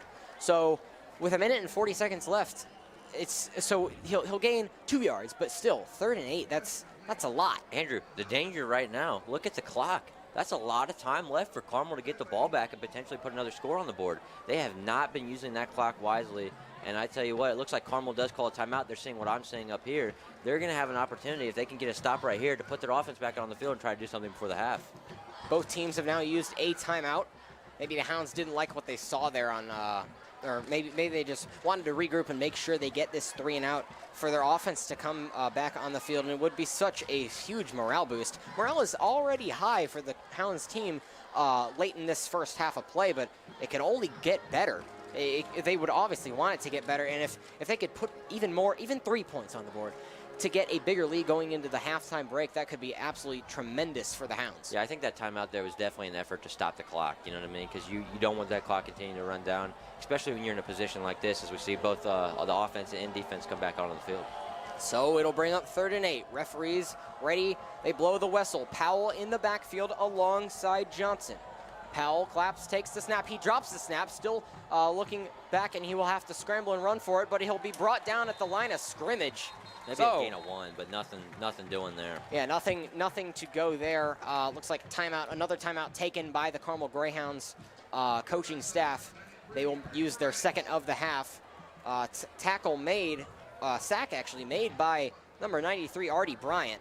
So really fantastic play there from Bryant and the rest of the Hounds defensive line, I should say, to get the pressure on all ends. You're giving a very hot Osborne and company right here a minute and 33 to work with. I'd say that's too much at this point. They look red hot right now. They've had strong looking plays all night. If they're going to keep connecting like they did on that last drive, I think that was very dangerous by Warren Central. And I mean, just the fact that they have a great punt returner back there, Desmond Duffy as well, will help back there. But either way, the Carmel Greyhounds offense has looked absolutely sensational in these last 5-6 minutes, and they have a lot of momentum going for them. And actually, it will be Duffy back ready to return the punt. He's setting up at about the Hounds, or the Warren Central 48-yard line, ready to return the punt from Joe Jackson. He's not expecting a very long one, is he? No, I don't think he is. But Jackson, he does have a good leg so far in this game. He's shown it off a couple of times. Really has had some mind games there. Exactly. Snap is away. It's a bit of a low one, almost tipped, but it is going to be caught by Duffy at about the 50. Duffy running up the far side 40, and he will be pushed out of bounds at the 40 or 39-yard line. So the Hounds in solid field position to start this drive with only about 80 seconds left to go in this first half of play. Andrew, from what we just saw from Ben Sponsler, they're about 10 yards away from field goal range at this point. So I think the worst you want to come away with here is 3. Right, and 3, of course, that's points. Absolutely. Regardless of whether it's a touchdown, you want to score going into that halftime break as much as you can, of course. But they do have that sizable 17-0 lead, but maybe even a big play potential here as the Hounds retake the field for their drive. Ball spotted on the 39. Osborne and company back out on the field. Osborne takes the snap, drops back to pass, looking for his receiver on the near side. Matthews has it caught at the 35, and Matthews will be out at the 34. So Matthews able to hold on to the ball, unlike some of his wide receiver teammates, but maybe Matthews will be able to start a trend of holding on to the ball. Yeah, unlike his counterparts, he was definitely able to corral that ball a little bit better. The reason he runs out of bounds there is he obviously wants to stop the clock. He definitely could have picked up a few more, but that's not what they want to do right now. Right now, they're going to be slow, methodical, get the ball out of bounds. This is the 2-minute drill right here, and we're going to see how Carmel can execute it. 5 yards of a gain here. Hounds have almost 100 yards more total offense than the Warriors do so far in this game. Osborne takes the snap, looking for his receiver downfield. He's dropping back to pass. He's got time. He'll roll out to the left side, and he'll have Matthews caught again at about the 26-yard line. So Matthews, 2 in a row now, has it on that near side. Blake Matthews, maybe Warren Central defense has to start covering him a bit harder. I don't know if you noticed what I witnessed there, but it was pretty obvious Desmond Duffy was going deep shot in the end zone. And if you looked, Blake Matthews' defender went with Duffy. So that's 2 people on Duffy. So Duffy's getting other people open even when he's not getting the ball, just because of the fact that Warren Central, they have to respect that speed. And of course, Desmond Duffy, he's still having impact when his hands are not on the ball. It's just a testament to how good he is, how fast he is of a player, and the hands he has. Now Osborne, ready for 1st and 10, drops back to pass, looking for his receiver. He'll almost have King, but it goes outside of King's hands, just slips through his hands. It was a bit risky there because behind King there were a couple of Warren Central defenders, but thankfully, if you're the Hounds, it did not go into any possession of the Warren Central Warriors. Absolutely. A bit of a wonky pass there from Osborne. That whole play kind of got blown up if you saw that right from the start. And I think that's definitely an effort. He was trying to just do a little check down there. Wasn't able to get the ball into his hands, but luckily the Warren Central Warriors weren't able to come up with it. And we're going to have another play run here. 2nd and 10, Osborne and Beidel in the backfield. Osborne in the gun, takes the snap, drops back to pass, no step drop. He's looking for Duffy on the out route, but cannot find Duffy. It was a pretty high pass. It was a high pass, a fast pass too, but Duffy could not come down with it, so it'll bring up 3rd and 10.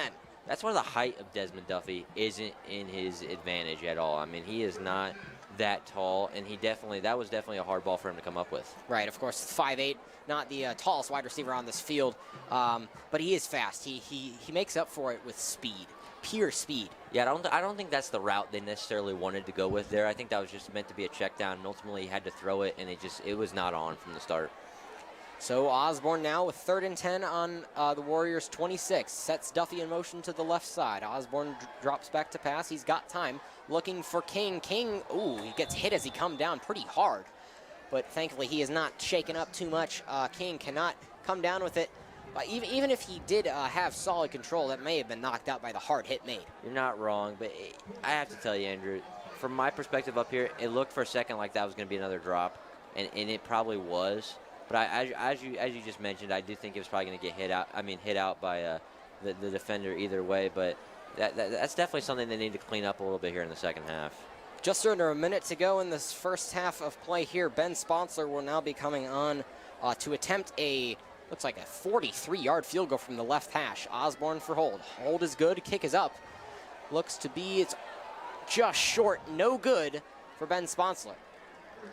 So it looks like not what the Hounds wanted. They wanted to get some points on the board, but can't get it so far. 53 seconds left to go. Sponsler's first missed kicking attempt this game so far, and the Warren Central Warriors will have it turned over on downs to them at about the 30-yard line. Yeah, as you saw, that's definitely towards the very far end of Sponsler's range. I think they saw what we saw earlier with that touchback. They see a very powerful kicker. Maybe Sponsler just didn't get enough on that there, but you know, the ball's still over here, you know, well within Carmel's half. So, and there's only 53 seconds left, so there's not that much to worry about. But they definitely wanted to come away with 3, or you know, probably 7 there.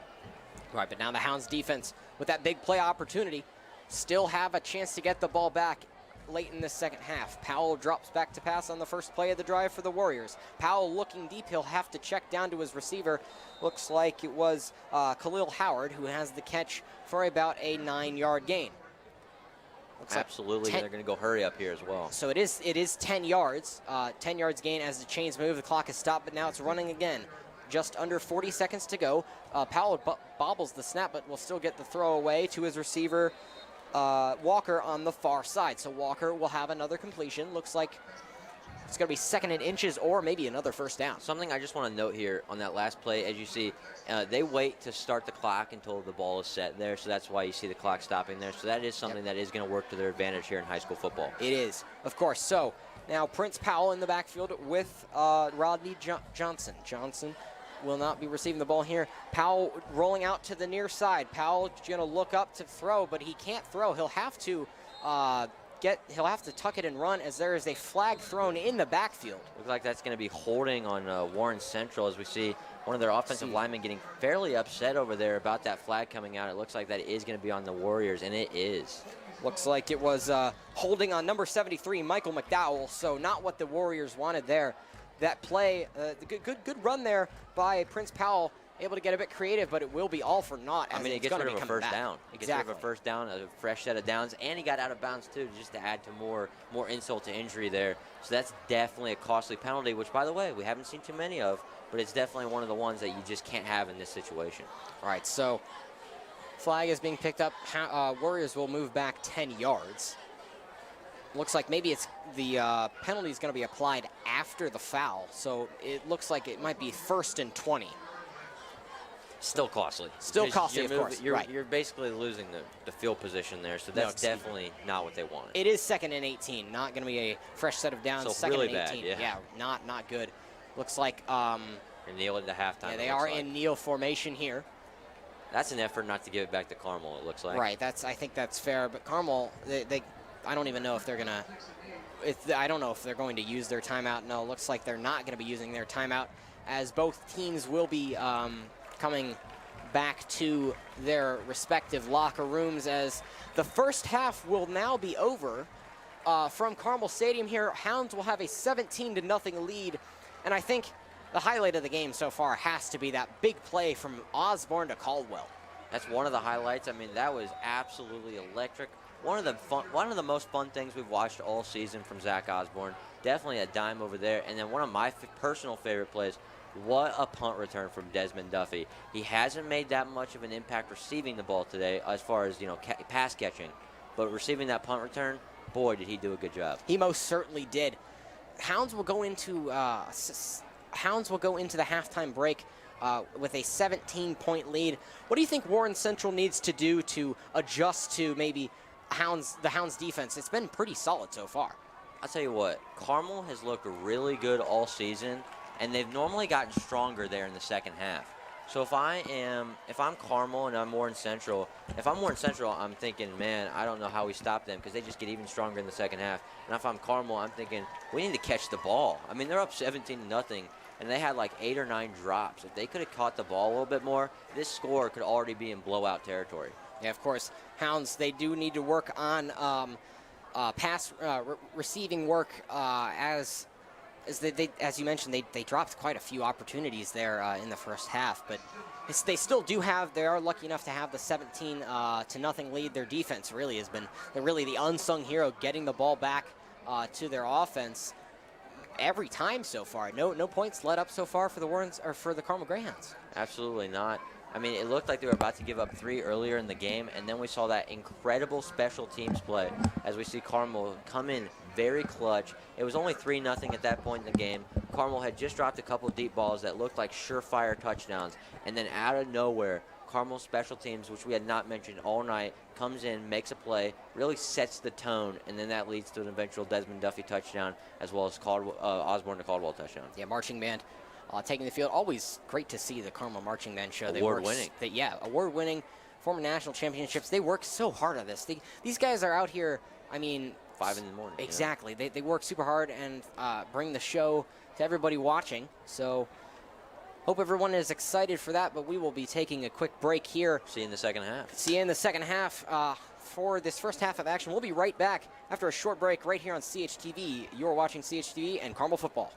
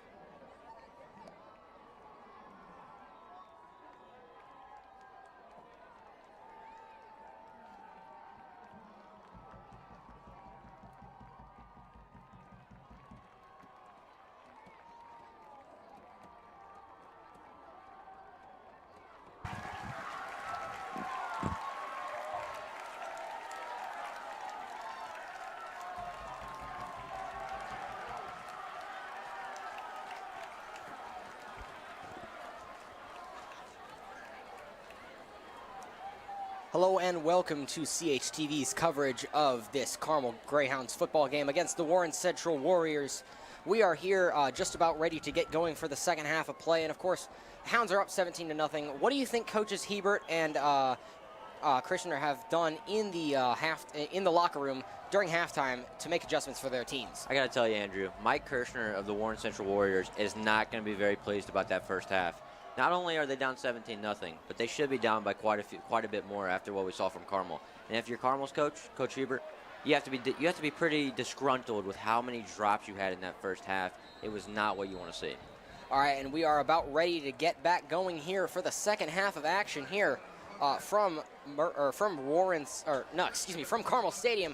Warren Central versus Carmel. We're ready for the second half of action here, and of course, now we go to the field. We look at the field. We have the Warren Central Warriors who will have the ball first, and it'll be Powell, Prince Powell, and the rest of his offense ready to go here.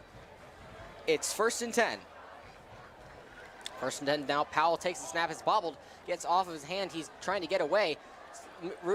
Moving out to his running back, and his running back just has to fall on it. It is an incomplete pass, ruled an incomplete pass. It almost looked like it was a lateral there, but was not going to be. Andrew, to say that I'm gobsmacked by that play, that was truly one of the worst things I've seen on a football field in the past, and just in my entire life watching a football game. First of all, they fumbled the snap, which is not what you want. Prince Powell was not able to corral it. Then he finally corrals it after running back around with it for a few seconds. He's about to get sacked, throws a backwards lateral, which very well could have been a fumble. Very risky play from the Warriors to start out the second half. Make it 2nd and 10. Powell drops back to pass, looking for his receiver on the far side. It is caught by Walker. Walker will almost have the first down, but I think it's going to be 3rd and inches, maybe 3rd and 1 for the Warriors. And despite the fact they didn't get that first down there, Andrew, I have to tell you, that's a good sign, though. Joe Walker, wide receiver 1, didn't have much of an impact in that first half. They're able to get involved. They're able to get him involved here in this first few minutes of the second half. Powell in the shotgun on the design QB run. He will have the first down and a bit more. So he'll have a gain of about 2 or 3 yards, and it'll move the chains for the Warriors. They're able to avoid a 3-and-out on the first drive of their second half here. And I think it's going to be crucial for them to get points on the board as they are down by 17. It is 17-0 at the start of this second half. Oh, yeah, Andrew, it's go mode at this point, and you can tell by just the fact that they're doing the no-huddle hurry-up. Of course, Powell drops back to pass now, looking for his receiver downfield. Cannot come down with it. Targeted on the play looked to be Josiah Edmond, and there is a flag in the backfield. Let's see what that is. Looks like maybe some more extracurriculars over there, potentially a foul after the play. It looked like there was a lot going on over there. I saw a receiver fall to the ground. We'll have to see what the call is, but certainly a lot going on there. But once again, good pass coverage from the Carmel defense.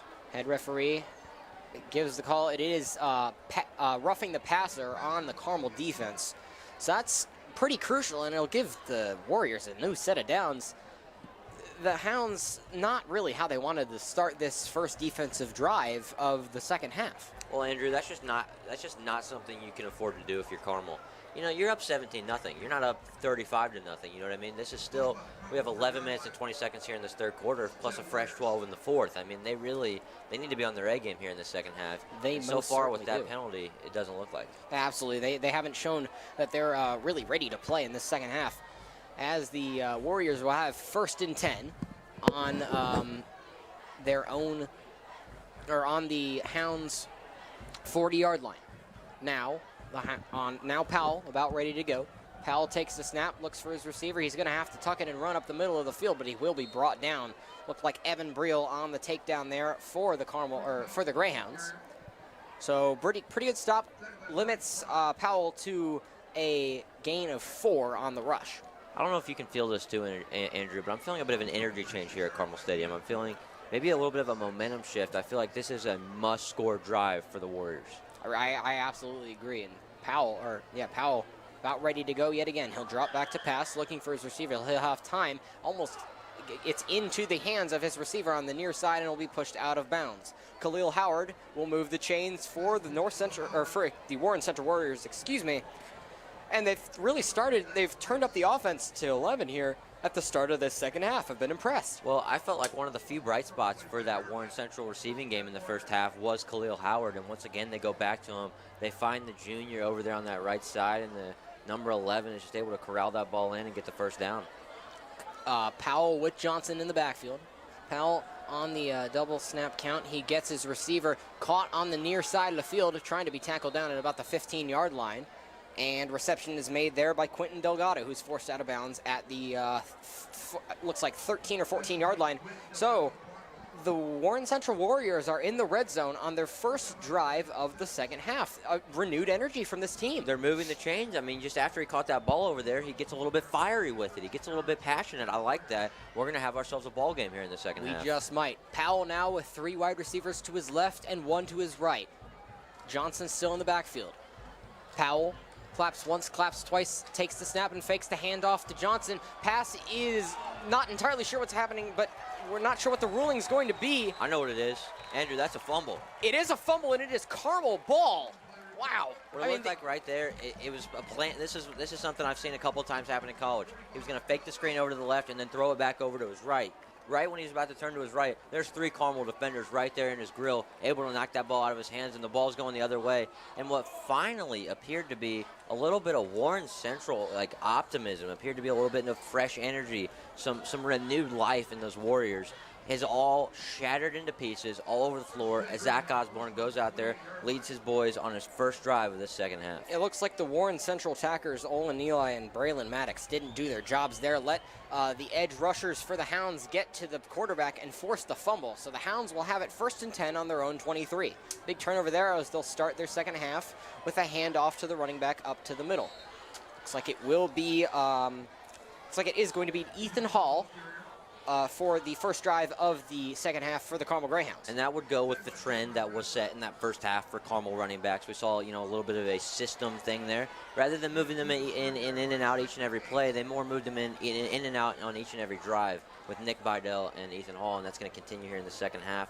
Nick Bidell obviously finished off that first half, so it looks like Ethan Hall is going to come in here and do the running for the majority of this first drive of the second. Osborne in the shotgun with Hall to his left. Osborne takes the snap and hands off to Hall, who breaks the tackle but cannot get any more yardage.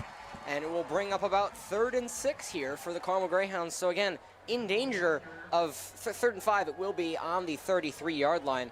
Really, I mean, it is 3rd and 5, so it is manageable, but still not what you wanted to have. You would have wanted to move the chains by now. Andrew, I don't want to say that's conservative play calling, but neither of those plays struck out to me as plays that are really trying to do anything that far down the field. That's pretty check down-ish offense, and I hope they're not settling so far because this game is far from over. You are most certainly right about that as Osborne now takes the snap. He'll drop back to pass for the first time. Osborne, he's going to have to tuck it and run. He'll have a good break up the far side of the field, and he'll run it out of bounds at about the 39-yard line, but he will move the chains. So Osborne making the executive decision to tuck it and run, and he will get the first down for his team. That certainly was the executive decision, and he got the executive treatment there with that blocking. He had a giant hole right there. It was not hard for him to find out how to get the ball over to, move the chains a little bit because, I mean, my gosh, if I had something like that to run through, I'd be pretty pleased. Got to give it to Ryan Pauly and Ethan Trent on the right side of the offensive line there for the Carmel Greyhounds. So it will be a fresh set of downs on the Hounds' own 39-yard line. Osborne with Hall to his right, 1 wide receiver to his right, and 3 to his left. Osborne takes the snap, fakes the handoff, and drops it off over to the near side of the field to King, but King cannot come down with the ball. Obviously, the worry there is if it's a backwards lateral, you don't want that that to be a fumble. Luckily, I think they're smart enough to know to throw the ball forward, and that's what happened there, which is what you want. It is second down, though, so you're going to need 5 to 6 yards here to make it 3rd and manageable. Once again, we haven't really seen them go downfield yet, but I think that's just a matter of time. I think they're waiting, and I think a deep shot is coming for the Greyhounds. Hounds offense always a powder keg waiting to explode. Always got to be wary if you're an opposing defense, especially at Carmel Stadium. Osborne now drops back to pass, empty in the backfield. He'll have Duffy over the middle of the field. It's caught. Duffy making some fancy moves. He's up the far side of the field at the 45, and he'll be brought down at about the 45. Really great move there. Duffy able to move his feet quickly and fake out his defender, get some more yardage after the catch. There he is. He looks like Barry Allen over there with how quick those feet moved. He looked like the Flash. I mean, he is just so quick out there. He's so hard to bring down. He reminds me a little bit of like a Tavon Austin with his speed. You know, Tavon Austin might not be the best pass catcher of all time, which we saw Desmond with a few drops there in that first half, but he's so fast that it just almost doesn't matter. Exactly. So now Osborne puts King in motion from the right to the left side. Osborne with Beidle in the backfield, it looks to be. Hands off to Beidle, but no, excuse me, it's going to be a faked handoff. Osborne's going to keep it himself and get rocked up the middle of the field, but he will have the first down. Hit was made there by, looked like number 4, Eccles. Eccles with a fantastic hit there on the quarterback, but Osborne with great ball security looked like a running back there. Usually we don't see quarterbacks willing to take that hit, but Zach Osborne just looked like a different breed. For right there, well, he was a different breed right there. He is a Rottweiler out there. He is not scared of what he's seeing. But if you are a Carmel sideline over here, that's got to scare you a little bit, because right there, that's a design quarterback run. That means the defenders are getting a chance. They're licking their lips over there. They want to smack him into the dirt, and he's got to be careful with that because that's how injuries happen. That they are. Osborne now, hands off to Hall. Hall trying to get a break up the far side of the field. He will, but only for about 4 yards. Hall, he's a speedy guy, just like Desmond Duffy is, but he is very small. He's only 5'7" and 149 pounds. So, but he's able to use that to his advantage and kind of slip through the bigger defender's hands, just kind of bob and weave through the defense and really just slice him up. Yeah, it looks like he's doing some kind of martial arts over there. He's just flowing, you know what I mean? Some of these guys, you have hard runners, they're going to run through you. Then you have flowers, kind of like Ethan Hall, and he's just able to kind of shimmy his way through there, and that's what we saw right there as Carmel is appearing to be on the move. Now Osborne with 3 wide receivers to his left and 1 to his right. Osborne fakes the handoff to Hall, and he's going to keep it himself, but he is going to be brought down at about the line of scrimmage, so no gain there for Zach Osborne on the quarterback run. Now, Andrew, I'm going to propose something to you. You're 6-1. You're up 17-0. You're moving the ball down the field. You have a star quarterback. Would you be doing design runs? I don't think that was actually a design run. Maybe that was just a missed read option there, but I agree with what you're trying to say here. I think you got to keep it on the ground. I mean, a read option is kind of a design run because, I mean, he has an option to run it. It's true. Yeah, but why run? Why risk it? You know what I mean? That's all I'm trying to say. Because right now, you need to protect that arm coming into the playoffs here. And I don't know. It's just very risky to me. It is risky, but they still have no hesitation to do it. Osborne with Hall in the backfield. Osborne drops back to pass, still looking to get away. He gets away from 2 defenders, and it's going to be intercepted on the middle of the field. Not really, just an ill-advised pass there. Looked like number 27, Edmonds on the interception there, and that's just a costly offensive mistake from Zach Osborne. King was the targeted receiver across the middle of the field, but it was Zach Osborne maybe trying to do a bit too much there. I don't know. I saw the same thing he was seeing. He just didn't put enough mustard on that pass. I mean, he was, Jaden King was very open there, and that looked like it could potentially be a touchdown if he was able to get the ball to him. Zach Osborne, that's unfortunate because I definitely think if he was able to get a little bit more oomph on that ball right there, we're going to be looking at 7 for the Greyhounds. Now Prince Powell and the rest of his offensive unit will be back on the field at their own 30-yard line, 1st and 10. 7 minutes left to go in the third quarter. Powell takes the snap, drops back to pass, looking for his receiver 10 yards downfield. It looks like it will be Walker on the far side who'll have the completion. Powell's really been enjoying throwing to Walker on the sidelines of the field, just having Walker get those 8 to 10 yard gains and then getting out of bounds, stopping the clock, and maybe even moving the chains. I mean, that's why he's wide receiver 1, Andrew. That's why he's your guy. That's why they're trying to get him more involved here in the second half. And honestly, they've looked very comfortable throwing the ball in the second half. That was an unfortunate error at the end of that last drive for them because they could have 7 on the board. Powell now on the design QB run. He will get the first down from the shotgun formation. Usually, sometimes if they're just trying to get 1 yard, they'll just go with the QB sneak formation. But we've seen it a couple of times. It seems that the Warriors are not afraid at all to run that design QB sneak from the shotgun, which I like. It's a unique play. It's not something you see a lot. No, it's not, but, it's showing trust in your offensive line, and I think that trust is well-deserved. Trust is well-deserved as Powell gets a lot of time in the backfield, but it's going to be dropped away. Harris able to still get the ball, but almost they're going to rule it an incomplete pass. Not entirely sure. I agree with that call. He had a running back in the vicinity, and it definitely looked like he threw the ball there. I'll tell you what that looked more to me. That looks like a horse collar tackle there on the quarterback. You might be right. I think that's a bit of a missed call from the referees there because that definitely looked like he brought him down just a little bit illegally, but obviously not called, but they're lucky that wasn't a turnover. So they will be back on their own 45-yard line. 1st and 10 for the Warriors. Prince Powell claps and hands off to Harris. Harris running up the middle of the field. He'll be stopped after a 2-yard gain, and it'll be marked down at about the 47. Definitely a bit of back and forth here, just that neither team in this second half has really had an edge. They've both looked decent at offense, and then they've made a mistake. Now we're going to see if Warren Central can get rid of those mistakes, if they can just get the ball in the end zone, because they showed the promise. Now it's time to execute. And now it's 3rd down for the Warren Central Warriors. Powell drops back to pass, looking for his receiver down the middle of the field into double coverage and cannot find him. So it will bring up 4th and 8. Looks like it's going to be a sure punt here for the Warren Central Warriors. I can't see a situation in which they go for it. But the dangerous Desmond Duffy will be coming onto the field and maybe trying to even get it into the end zone for his team, or at least just get a good return and set his offense up to have another good drive down the field. Well, with how dangerous he is over there, that's definitely a possibility. I wouldn't even be surprised to see Warren Central, and I'm surprised they don't do this. Just kick the ball out of bounds. I mean, try to get a good kick on it, but get it towards the sideline. That way he doesn't have much opportunity to return it. Certainly could be a strategy they employ, as Jackson, about 15 yards back from his lineman. Jackson has the punt away. It's a bit of an arcing one over to the left sideline, and it will go out of bounds. So you predicted it. I don't know if that was intentionally out of bounds, but it did go out of bounds. It sure looked like they were moving a lot of people over to that left. I definitely you're right. think they're trying to pin him there, because you just can't risk it at this point. Desmond Duffy's too electric. He's too able to have these big plays. He has too much ability to do that. So kicking him the ball in that scenario is just not something they want to do. Evan Stowell, maybe you call him Tony Romo, because he's predicting these plays before it happens. So always interesting to see when color commentator gets it right even before it happens. Well, thank you, Jim Nance. Okay. Appreciate you. Didn't have to go there. Jim Nance is pretty good, though. I do take the compliment, and I appreciate it.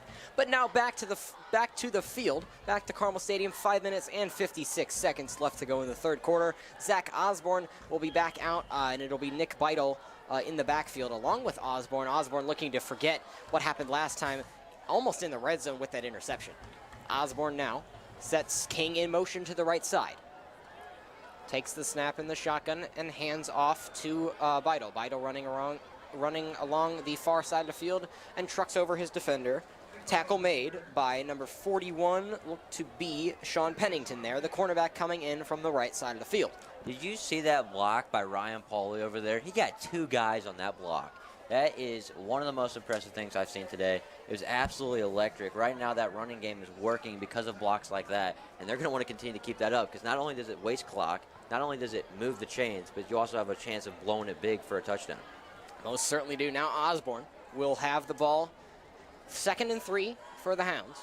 Osborne takes the snap, hands off to his running back. Running back moving up the middle of the field will have the first down and will be stopped by loss of motion. So Hounds will move the chains. They're trying to maybe move a bit slower.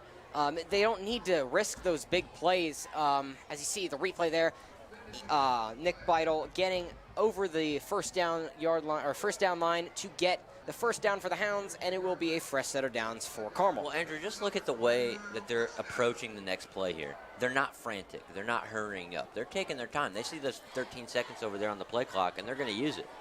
13 seconds now, 10. Osborne sets Duffy in motion from left to right. Osborne now takes the snap in the shotgun, hands off to Beidel. Beidel spins off his blocker, but cannot get anything going on the run. Almost ran into Ryan Pauly, the right guard for the Hounds, but Ryan Pauly, of course, not. He's been doing a great job, as has the rest of the Carmel offensive line, giving Osborne and especially Osborne, but also the running game, the ability they need to open up the holes and get big gains. Absolutely. I mean, they have just been grinding. They've been grinding a lot more this second half on just trying to get the ball up the field, trying to run in between the tackles. They're not so worried about the deep ball this half because they really haven't thrown it so far. And they're also kind of keeping that card in their pockets for the second half, because out of nowhere they might just surprise you. Osborne now takes the snap. He's going to try to run up the middle, but the ball is out. The ball gets stripped out. Not entirely sure who's going to recover it. At the bottom of the pile, can't see. It's gonna maybe stay with the Hounds. No reaction from the Warren Central sideline, but no judgment from the referee so far. And it looks like it's going to stay Carmel ball. Carmel, if you're Carmel, thankfully able to hop on that ball before it was able to go into the hands of an enemy player, but very lucky to get that ball back. Oh, absolutely. I thought that one was going the other way for sure. Zach Osborne needs to. That's what I'm talking about. They're running a lot of risk right now for what they're doing. I understand Zach Osborne's a great runner out of the backfield, but they need to be a little bit careful with that. And I'm just kind of watching some of the coaches right now on the sidelines. You know who the most livid was after that play? Deion Branch. You want to know why? That was not a designed run. I think there might have been a blown route or two there, and Deion Branch was not pleased. Most certainly not. Good eye there, good eye there, Evan. Way to go spotting that where I couldn't see it. But Osborne now takes the snap, drops back to pass, 5-step drop. He's looking deep. He's going to have to roll out to the left side. He targets he targets King, crossing from right to left at about the 30-yard line, but King cannot come down with it. He was covered by Brian Stevens. Yeah, we're going to see Caden Weaver come back onto the field here, and I don't know about you, but during that little halftime break, I saw Caden Weaver hitting some balls. He was punting it pretty far, so I think this is definitely an opportunity to see a pretty big boot here, and they're giving him a little bit more respect than Desmond Duffy gave Warren Central's punt. Of course, now Caden Weaver, seen a lot of action from him so far this year. Most tonight, I think most ever. Exactly, yeah. Lots of punts tonight. He's maybe getting tired. Hasn't really had to be used a lot so far, but the punt is about to be away. Punt is away. It's a very good one. It's going to go all the way back to the 5-yard line. Gets a unfavorable bounce for the Hounds, and it will be a touchback. So the ball will come out to the 20-yard line, and Prince Powell and the rest of his offense will aim to put their first points on the board. You look at the scoreboard. It's still 17-0. Both sides of both teams have really kind of played a sloppy second half so far. Oh, it's been sluggish. I mean, this has not been a crystal clean second half. You know, you expect to go into halftime, Andrew, make some adjustments, make some changes, clean everything up, kind of get rid of some of these turnovers. We've seen Zach Osborne turn the ball over, almost turn it over a second time. We've seen the Warren Central Warriors with Prince Powell almost, turn the ball over and then almost turn it over a second time. They've been doing a lot of very sloppy football, and they're going to want to clean that up. Most certainly will want to clean it up now. Powell takes the snap and hands off to Johnson. Johnson trying to get a run. He'll break a couple of tackles and he'll get an 8-yard gain. Johnson moving quickly. It's always impressive to see the running back continue to move the legs, even though maybe he's being pulled back from the back by one of the defenders, or he's trying to even carrying a guy on his back. Sometimes you'll see. Are you throwing shades of beast mode there? I mean, he looks a little Marshawn Lynch-esque out there. I mean, he's quick. He's a strong guy. Not the biggest guy, but still a great running back for this team. Now we have Powell handing off to Harris. Harris coming in for Johnson on the play, and Harris will get a gain of about 2 yards, but it will move the chains. DeMarion Harris, we've seen him a lot more than I think either of us expected. We expected Rodney Johnson to be the main running back for this Warriors team coming into this game. Solid couple of runs at the beginning of this game. It seems like since then it's really just been more away from Johnson, and we're seeing more Harris. Yeah, now it's going to be Johnson. Looks like the ball was bobbled off the handoff, but Harris, is able to keep control of the ball. Looked like he was just trying to corral the ball in. Maybe the handoff wasn't as clean. You see sometimes it does happen, but it is lucky to see for the Warren Central Warriors that the ball does stay in their possession. It'll bring up 2nd and 8, and now Rodney Johnson is back in the game. Prince Powell drops back to pass. He'll get the screen over to his receiver, complete on the near side. Looking down the near side of the field, keeping going, breaking a couple of tackles. He's keeping going. Lawson Sinnis can't catch him. Warren Central's going to score. Wow, Andrew. Earlier in the game we were talking about, man, these screen passes are not working for either team. And right there, one finally works. But I got to tell you, Andrew, that was some pretty horrid tackling from the Greyhounds. You're going to want to see a lot crisper tackling. I think Lawson Sinnis was the one you pointed out over there, missing the final tackle, which, by the way, he's stumbling. He's not really quite on his feet right like he should be. Lawson Sinnis has got to come up with that tackle. Yeah, but a great job by Ezra Baker to turn that screen pass that we really only thought was going to get about 5 or 6 yards. Looks like it, yeah. Yeah, it's going to be stopped up, and he broke about 4 or 5 tackles on the way, all the way to the house. Brought it all the way for the Warren Central Warriors as the PAT is up, and it is good. So the Warren Central Warriors will cut the deficit to 10, and that is huge for this Warren Central team, putting up their first points of the night with just under 2 minutes to go in the third quarter. And most certainly is. And, you know, this is going to really give a lot of new energy and life to Warren Central. I was telling you earlier this half, I thought I saw a lot of really good things from the Warriors. They looked like they were moving the ball well there on that first drive, and then it was just an unforced error that cost them. Second drive, they had a penalty there when they were about to move the chains. That cost them. They have to punt the ball away. And here they are here. They were moving the ball a little bit, throw a screen pass, and you never know what can happen on a screen pass. You're either going to break it big or you're going to get tackled for a loss. It's what it seems like. Seems like there's no in-between there. And they break it big there. Maybe a couple missed tackles from the Greyhounds, but they're right back in this ball game. It's 17-7, minute 43 left in this third quarter, and we're looking at, you know, a pretty competitive game here for the second half. You're absolutely right, Evan, as the Hounds are going to have to return a kickoff for the first time in what feels like in ages, as Joe Jackson will be coming on to kick the ball off yet again for the Warren Central Warriors. They've just scored. Score is now 17-7 with a minute and 43 seconds left to go in the third quarter of play here from Carmel Stadium. Hounds still have that 10-point lead, but they are not home free yet. Not at all. It's going to be needing a good kick here are the Warren Central Warriors. Yeah, Jackson has had some pretty solid kicks so far in this game. Hasn't had to kick the ball off a lot. It's been mostly punts. Referee blows his whistle now, and Jackson is ready to go.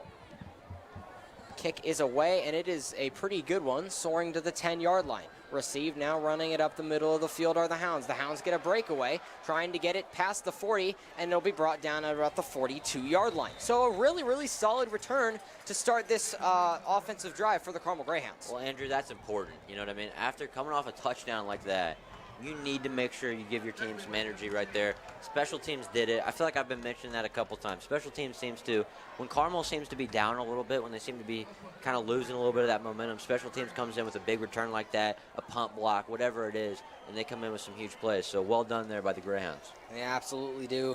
Looks like it's going to be Ethan Hall as the running back for this drive, with, of course, Zach Osborne in the backfield. Osborne in the shotgun, 3 to his left and 1 to his right. Hands off to Hall. Hall running around the far side of the field, cuts back, but is tackled up in about... line of scrimmage, yeah. Yeah, just about the line of scrimmage, about 3 yards off the hash to the far side. An interesting run there. It's almost getting too predictable right now. It seems like the last 3 drives they started off with a run, and I think they need to change that up a little bit. I feel like they've been losing some of that aggressiveness they showed in the first half, and I think they need to think about potentially changing that to a more aggressive approach like they did earlier in the game, because now it's 17-7. You can't be resting on your laurels. Now we'll see what they do. Their laurels are gone. No more resting for them. Of course, they have that 10-point lead, but that is it. Osborne in the shotgun. He'll drop back to pass, looking for his receiver deep downfield. He cannot find Matthews, who is the targeted receiver on the play. Covered by number 6, Kevin Ford. Matthews was a bit dejected about that. It looks like everything was going well. There was a little back shoulder throw. The timing was good from Matthews. All Zach Osborne needed to do was just kind of drop that in there into the breadbasket, and instead it was dropped out of bounds to what appears to be the cameraman over there. That will not be a fun one to watch back on film. No, it won't be. Osborne with a bit of a missed opportunity, but still doable. 3rd and 10 now. Osborne with Hall to his left in the backfield. And we'll put King in motion from left to right. Hall switching to the right side now. Osborne takes the snap, drops back to pass. He's got time. He'll roll out to the right side. He's going to go up and throw, and he's got Duffy caught. No, excuse me, that's Jaden King caught a big gain there. Really, really solid job for Osborne, scanning the field, finding his receiver downfield, and it is Jaden King on the big pickup for the Carmel Greyhounds. Andrew, seeing that ball leave Zach Osborne's hands, I thought to myself, all right, second pick of the night. That looked like it had no shot. Jaden King didn't even look like he knew the ball was coming to him until about 2 seconds before he caught it. That was not the plan right there, because Zach Osborne had to scramble out of the pocket, but he makes it almost like Patrick Mahomes-esque, able to avoid the defender. Couldn't decide if he wanted to run it or not. Throws the ball downfield. Jaden King, his senior target, is able to catch it. Now the Hounds with a 2-back set in the red zone. Osborne takes the snap, and he'll hand off to Beidel. Beidel running up the far side of the field. Can't get anything going. Excuse me, that was Ethan Hall. Sometimes it's a bit tough to really identify, because Carmel uses Ethan Hall and Nick Beidel so equally, and they're both very talented players. It looks like both of them were actually in there on that play. They also a 2-back set. They love to do that little 2-back set, because you know what they do right there? Think about this. Think about trying to guard this, Andrew. You have 2 fast running backs in the backfield. a fast quarterback that can run, and Jaden King and Desmond Duffy, who could both be doing an end around at any moment. You have 5 guys right there that have explosive speed. Trying to cover that is nearly impossible. Yeah, it's very difficult for any defense to do. And it looks like the Hounds will let the clock run down to the end of this third quarter. So we'll have 12 minutes left to go in this contest. We've got a ball game. The Warriors, they might be needing a turnover here or some sort of big clutch-up stop. They need a defensive stop, absolutely. That is not just critical, that is of the utmost importance. I mean, that is about as critical as it can get. Because right now, Carmel puts another touchdown on the board. It's 24-7. You lose momentum. Carmel's defense just gets even more excited. They get more amped up. It's a home game, so you already know they have that energy flowing through their veins. Friday night lights, as we have here at Carmel Stadium. It's been absolutely electric here this game so far. This second half started out a little bit sluggish, but it seems these teams are starting to get back into the rhythm of things, starting to get comfortable again. And I'm excited to see what Prince Powell and Zach Osborne can do in the remainder of the second half for the last 12 minutes. You know, you're absolutely right. It feels like to me, I think that I think we could both agree that a lot of the Carmel offensive production has come through the passing game so far, right? But, absolutely. But if you look over at the scoreboard to our right here, you see that we only have, the Carmel Greyhounds only have 80 less rushing yards than they do passing yards, which a lot of that, I think, comes from Zach Osborne's legs. Absolutely. That guy can certainly run. He's on stilts out there. He can really move the ball quite well. And I think that just makes their team more dangerous. You have 2 speedy running backs, 2 speedy wide receivers, and you added a speedy quarterback to that equation. It's very tricky. All right, here we go for the fourth quarter here from Carmel Stadium. 2nd and 4. Osborne with 1 back to his left and right. He'll hand off to Hall. Hall will try to get something up the middle of the field. It's actually Beidel, cannot get anything going. Maybe a gain of 1 or 2 yards. You know something I'm noticing out here, Andrew, a little bit? What's that? The running backs for Carmel don't have the ability to break tackles. They don't break a lot of tackles. Well, they are smaller guys, of course, but I think that the game plan for those running backs is to get away from the tacklers as soon as possible and use your speed and size to avoid tackles. But once you're wrapped up, it's tough to get out. Well, the problem is, Andrew, they have 2 running backs who have the same characteristics. They don't have a power back that's going to run at you. No, they don't. 3rd and 7 Unless now you count for Zach Osborne. Exactly. 3rd and 7 now for Osborne and crew. Osborne drops back to pass, looking for his receiver. He's got his receiver up the middle of the field. It's Duffy. Breaks his defender's ankles, but is brought down at about the 8 or 7 yard line. You can always tell when it's Duffy, man. He just doesn't quit. You see right there, he tried to get back up and score another toucher. Very impressive. Desmond Duffy, he's starting to get a little bit more involved in the second half, starting to catch a few more passes. It seems that Carmel's receivers have actually gotten the message there. They're catching the ball. I haven't seen an egregious drop so far in the second half, and right now it's important because with 11 minutes left, they are in the red zone. They are in the red zone. It is 1st and goal for the Greyhounds.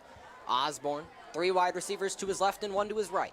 Osborne takes the snap and hands off to Ethan Hall. Hall running up the middle of the field trying to get into the end zone, but cannot do so. He'll be down at about the 1 yard line, it looks like. Not sure. But Ethan Hall, great job to secure the ball, obviously, especially down in the trenches on the goal line. Looking for a turnover is the Warren Central defense, but can't find it there. Something I've noticed all night is Zach Osborne's leadership. Right there, Ethan Trent falls down, looks like he might be a little bit banged up. Zach Osborne goes right over there, picks him up. I love that. Yeah, that's fantastic. It's always great to see someone like that you have on the team, and it's such a beacon of positivity as Zach Osborne is on the field. Osborne now, 2nd and 2 on his goal line. Hands off to Beidel. No, he's going to keep it himself, but he is wrapped up there. It'll bring up 3rd and 2. So, looked like maybe a mistake on the option play there. They had 2 backs, but I'm not sure it was a mistake, Andrew, so much as I think Warren Central was not fooled there. They said, you're running the ball. We don't care with who. We're going to stop. If it's the running back, we got him. If it's the quarterback, we got him. Right there, the only thing that would have beat that is if Carmel threw the ball, which I think they might have to do here. They may have to throw. It is 3rd and goal. 3 yards to go till the end zone. Osborne with Hall to his left puts Matthews in motion to the right side. Osborne takes the snap. He will drop back to pass, looking for the end zone. He's rolling out right. He has a touchdown!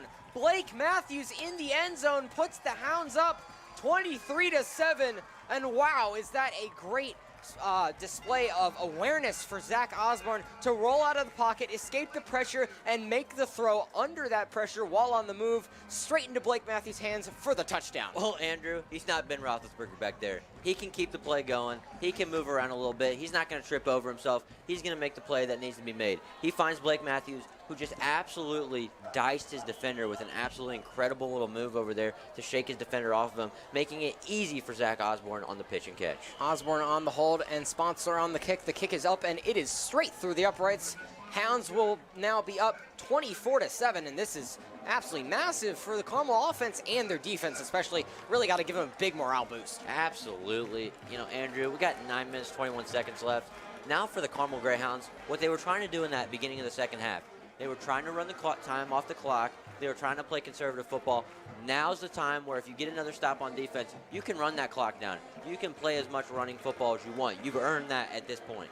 I absolutely agree. I think it's been a fantastic game so far for the Hounds, but Warren Central, they've got to really kick it into gear right here, right now, if they want any chance to come back in this contest. Absolutely, because right now, I mean, listen to these fans, the ones that are still here. They are loud, they're excited, and it's definitely pretty obvious that Carmel's kind of feeling it right now. You could see when Blake Matthews caught that touchdown, everyone was excited for him on the Carmel sideline, and it was definitely a big play and a great play by Zach Osborne. It cannot be understated. Blake Matthews with only his second touchdown of the year, 5'11", 162 junior, so he's got still his senior year ahead of him after this year.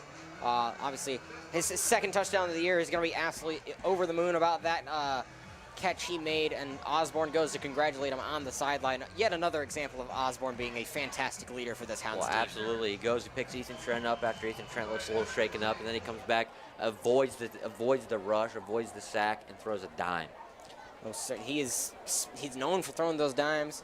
As now Sponsler, his kick is away over to the right side, fielded at the 8-yard line. Running up the middle is Warren Central. Tackled down at about the 28-yard line. Looked like number 4, Garrett Fernandez, on the tackle. Yeah, that was a big-time tackle in the open field there. Not an easy one to make, Andrew, right there. You have Warren Central's guy running full speed right at you, and it appears that he was just able to corral him, get his feet there, and able to make that looked like it was dangerous. That looked like it had the potential to break loose for something big, and he was able to stop that right then, right there, as Carmel's defense comes back onto the field. You know, I think we have to look at the cornerback play, the defensive back play from both teams here, but especially Carmel. They've really been able to shut down any receiver play as we see the ball is thrown to the far side of the field. Looks like targeted on the play is number 7, Ezra Baker. He had that long touchdown earlier, the only score of the game, and tackle made by Lawson Sinners. I don't know if you caught that, Andrew. It appears that the Greyhounds kind of heard what I was saying, maybe. Did you see the conservative drop back there on the corners? They're playing a very drop back style defense right now. They're not playing real hard man-to-man. They're not pressing up against them on the line.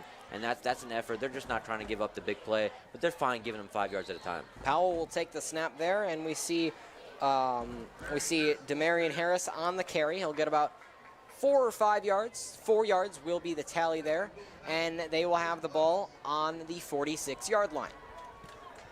Getting set quickly here, it looks like. Most certainly are. They need to get going. Only 8 minutes and 35 seconds left to go in this contest. Down 24-7 are the Warren Central Warriors. So now Powell takes the snap, dropping way back. He's going to go deep, looking for Walker on the 15-yard line, and he's got it caught.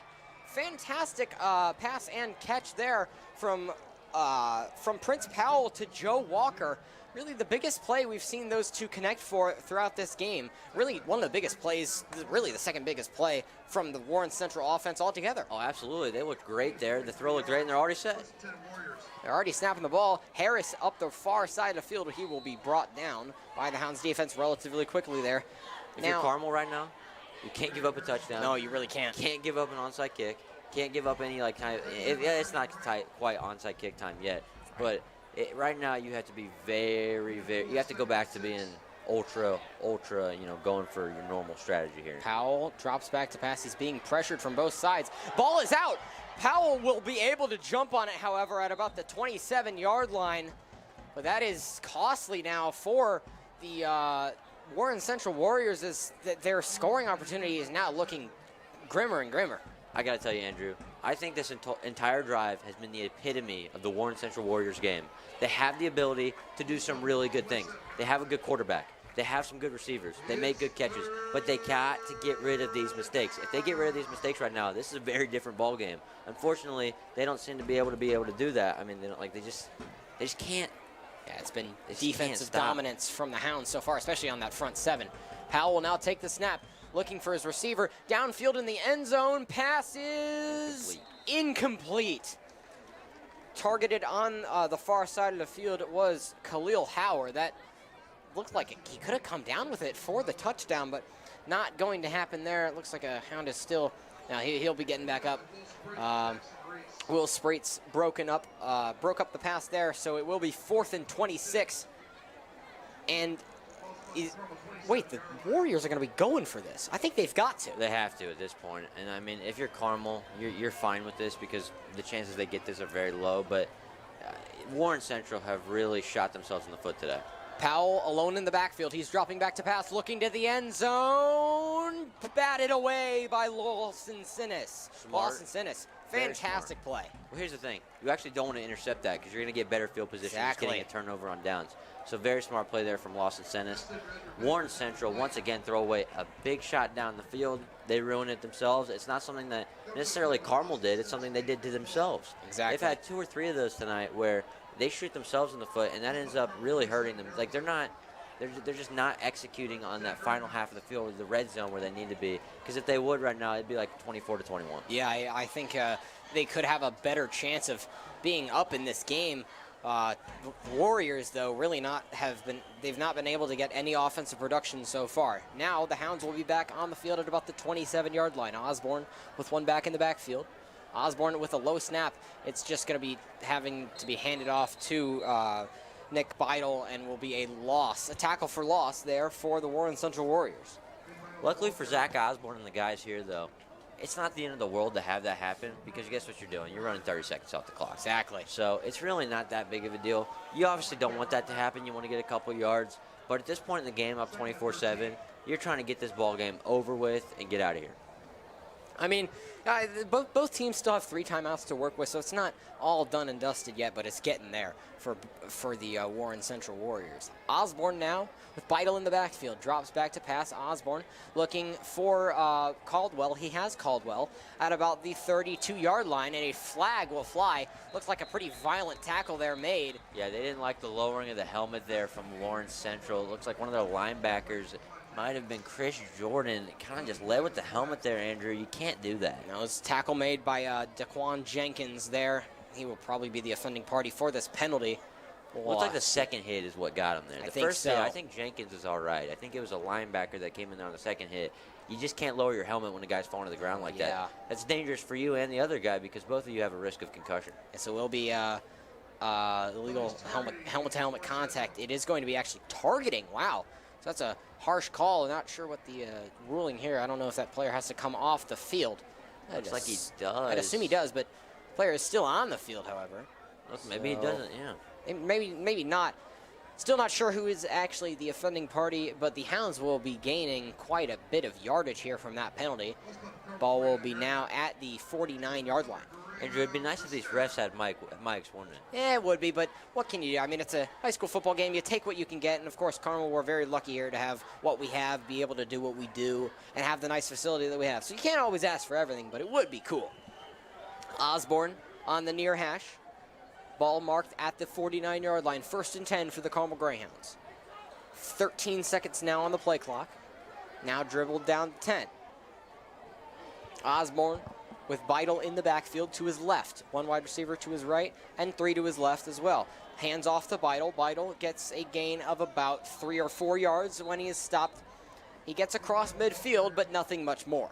No, and once again, that's a good run for this point in the game. 1st and 10, you get yourself 4 yards, run 30 seconds off the clock, and once again, nothing too shabby there from the Greyhounds. Not at all. Nick Beidel still in the backfield for the Hounds. Not seeing a lot of Ethan Hall for this drive. Again, we have seen them alternate throughout the game, drive to drive. As now Osborne will have 2nd and 6. Warriors defense looking to press up here even more. Osborne now takes the snap. He fakes the handoff and gets his receiver on the far side. It's Blake Matthews. Blake Matthews will be brought down by Kevin Ford. Great piece of tackling there. Way to go by Kevin Ford not to allow any more yardage after the catch. Well, Andrew, you're absolutely right, and I almost saw an interception there, and it was pretty wild. It looked like somebody was going to come in there and potentially, it looked like you might even be able to return it for 6. Did you see? It looked like one of the corners might have been Danny Walton for Warren Central. They just flew in and they barely missed that ball, but if he got it, he's running the other way. Yeah, certainly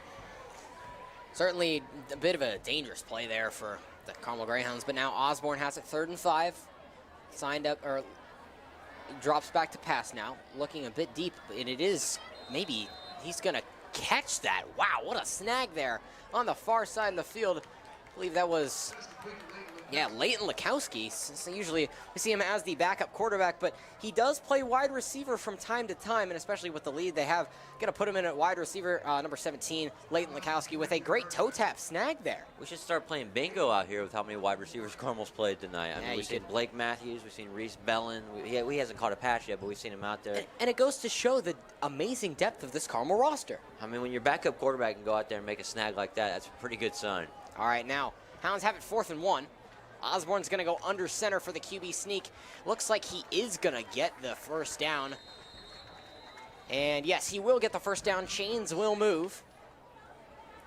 I believe. I'm pretty sure they'll move. I mean, I think everyone saw that, right? It looked like a first down. No official ruling from the referees yet so far. Still conferring on what the call will be. Not sure about the spot here. It looks like it might not be favorable for the Greyhounds. May not be. We will see what the call is. Lekowski runs off the field, and yes, it will be first down. Not much of a surprise there. Referees just wanted to confer in the middle of the field and make sure they all saw the same thing. Well, Andrew, I'm not trying to, be a conspiracy theorist over here, but they might have been trying to get a few seconds off the clock. Yeah, look, I mean, this game is really just dwindling down. It's almost over at this point, but still, Warren Central, they still need to fight for this. Oh, absolutely. I mean, this game, I saw a thing the other day, last Friday, a high school team came back from 14 in the last 30 seconds, so it's very possible. Osborne now with 2 backs in the backfield. Hands off to the one from his left. Looks like it's going to be Nick Beidle on the carry for a gain of about 2 or 3 yards. Nick Beidle been really, I think, featured more in the up-the-gut run game. Sometimes we'll see Ethan Hall go outside of the tackle box because he is able to get out there quicker than Beidle, but Beidle's probably, out of the 2 running backs the Hounds have, he's the best suited to go up the gut for those standard. Exactly. When you talk about a run concept, you want a more outside run with Ethan Hall, but when you want to go up the gut, you want to get a power run. Those old-fashioned, just slam it through. In between the hash marks, you go Nick Beidle. Osborne with 2 backs now, yet again. He'll hand off to Hall. Hall is going to be brought down after a gain of about 2. So it brings up, I believe, 3rd and 6. You know the thing about the shotgun formation, Andrew? They're actually running more, to get less yards. Like he's only picked up 2 yards there, but he probably ran 5. Right. Because of the shotgun formation. And that's one place where that kind of hurts you versus college. I mean, you don't see many high school teams go under center. It's just it doesn't happen. It is harder to get that snap under center. It is hard. It's not an easy thing to transfer the ball from the center's hands into the quarterback's hands quickly. Oh, absolutely not. You talk about when fumbles can happen. That's prime example right there is when you try to go under center. But it is something Mark Sanchez, maybe? Fumble, yeah. All right, now Osborne hands off to Beidle on the far side. Beidle might get a bit of a break, but his foot will be held on to. Looks like it was number 14 on the tackle there for the Warren Central Warriors. Warren Central, 2 minutes left in this game. Hounds really just content to run the ball out. Warren Central not looking to use any timeouts. But I honestly look over to the far side of the field, and Warren Central, their fan base has only really dissipated slightly from the beginning of the game.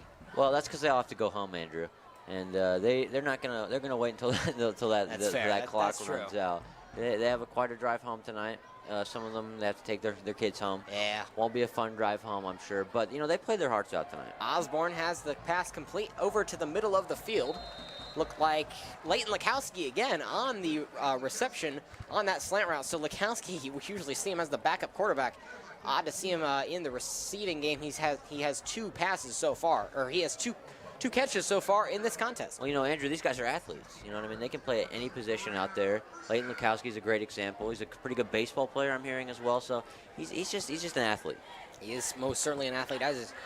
This Carmel team conditioned very well, and it looks like Zach Osborne and the rest of the Hounds about content to just hop into victory formation, kneeling down and about ready to end this game. 1 minute and 13 seconds left. Osborne will kneel down. Yeah, I'll tell you what, I'm no longer a fan of the kneel. The other night I was playing fantasy football.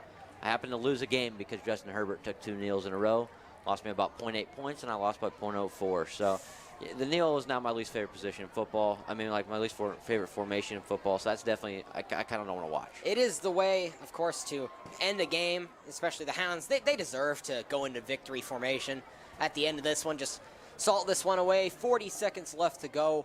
Just glad there's no high school fantasy owners, or Exactly, else they'd be pretty sad right now. Yeah, they most certainly would be. Unless you had Zach Osborne on your team, you'd be pretty happy. But Zach Osborne continuing to kneel the ball down.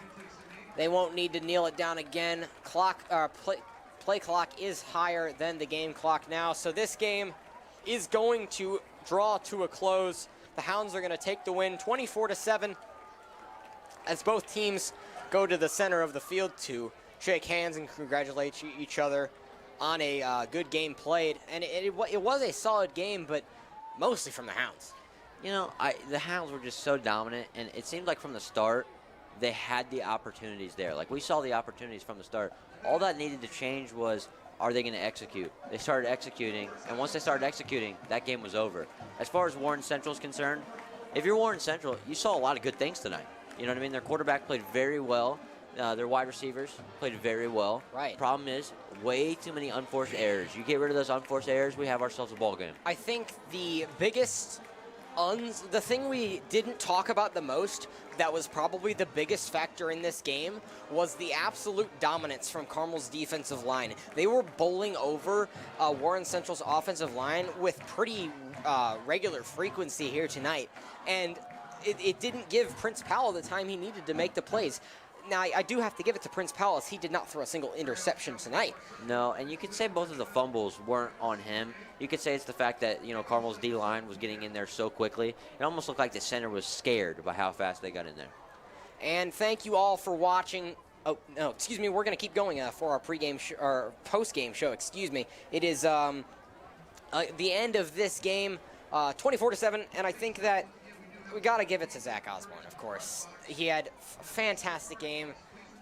Biggest highlight of the game has got to be that big play from him to Adrian Caldwell late in the second half. On offense for Carmel, that was certainly the biggest highlight of the game. That's the one you're going to look at as, wow, what a ball from Zach Osborne, the absolute rocket he sent over to Caldwell. And then obviously a great catch and run there as well. Another play of the game for me, one that kind of stands out, is Zach Osborne's pass to Blake Matthews over here. Yeah. What I loved about that, the play before he picks his teammate up, the next play, he goes over there, he gets the snap, he makes a move out of the pocket, he gets away from the sack, he evades it, and he finds a wide open Blake Matthews in the end zone. Really, really important stuff. Yeah, it was great leadership tonight from Zach Osborne and the rest of the Hounds squad. Solomon Williams, of course, went down earlier with that injury, but the Hounds defense was able to adapt well without him. They were able to get still have a good defensive job going on really the entire game today. Was a fantastic defensive showing from Carmel. Absolutely. And you know what really stuck out to me today, Andrew? Something I'm not going to forget from this game. I loved the special teams of Carmel. Yeah, Every single moment where you thought to yourself, oh, Carmel has a bad vibe here. Oh, something's not going well. Carmel special teams stepped up. At the beginning of the game, it's 3-0. Warren Central is driving down the field. Their defense gets a stop. They force a field goal opportunity. What does Carmel's defense do? What does Carmel's special teams do? They go in there and they block the kick. Absolutely. Later on in the game, Carmel has been struggling. They can't seem to get any offense going. They punt it. What does Desmond Duffy do on special teams? Runs it all the way back. Runs all the way to the end zone for a touchdown. These are the kind of things that the special teams, they're underrated, really. I think special teams won the battle tonight. And, they say you can't win on special teams or you can't lose on special teams. I think that was proven false tonight. It was absolutely not the case, and I think Carmel special teams really came to play. I think also the Warriors, they did have that one big play. Ezra Bryant, number 7, really had the only scoring for the Warriors tonight. It was a bit of a lackluster showing from the Warriors offense, but you also have to give it to the Hounds defense. And it goes back and forth. Warriors offense wasn't good enough. Hounds defense was too good for the Warriors to overcome. It's a little bit of both. So I think that for both sides, it'll be something to work on for all sides involved, for Warren Central and Carmel. Carmel is going to come away with the win. Absolutely. It was a great game tonight. It was fun to watch. I enjoyed doing it. Obviously, if you're Carmel's fan base tonight, you're going to go home pretty happy. You're going to go home a little unsatisfied kind of heading into these last few games. There was a lot of plays missed tonight, Andrew. There was a lot of things that maybe should have gone in the end zone. There's a lot of passes that should have been completed. But with that being said, we're going to kind of wrap this broadcast up here in just a little bit. But we're going to I want to talk about one more thing, Andrew. I want to talk about one more thing. The running backs for Carmel. Yeah. They played a key role tonight, just kind of grinding the clock out in those last few minutes. You know, they really did. And, of course, ball security is a big part of that. They're very, very strong, able to keep their hands on the ball. Warren Central obviously doing their best to strip the ball away in those last waning minutes of the game, but nothing was able to be taken away from the Hounds, and the win, of course, also was not able to take it away from the Hounds. They are going to take this one home 24-7. They have now won 5 in a row. That's just absolutely a fantastic record for the Hounds moving into their final home game of the season. Absolutely, and with your only loss coming to Center Grove, you can't be mad about that. Center Grove's a really incredible team with an incredible quarterback. And, you know, I have a feeling, Andrew, we're going to get a chance to see them one more time this season. Well, thank you all for watching CHTV. Don't forget to follow us on all of our social media. CHTV Carmel Television on YouTube, Carmel TV on Instagram, and Carmel TV on Twitter. Thank you all for watching CHTV's broadcast of tonight's football game. I have been Andrew Hillsman alongside Evan Stowell. Thanks for watching, everyone. Have a good one.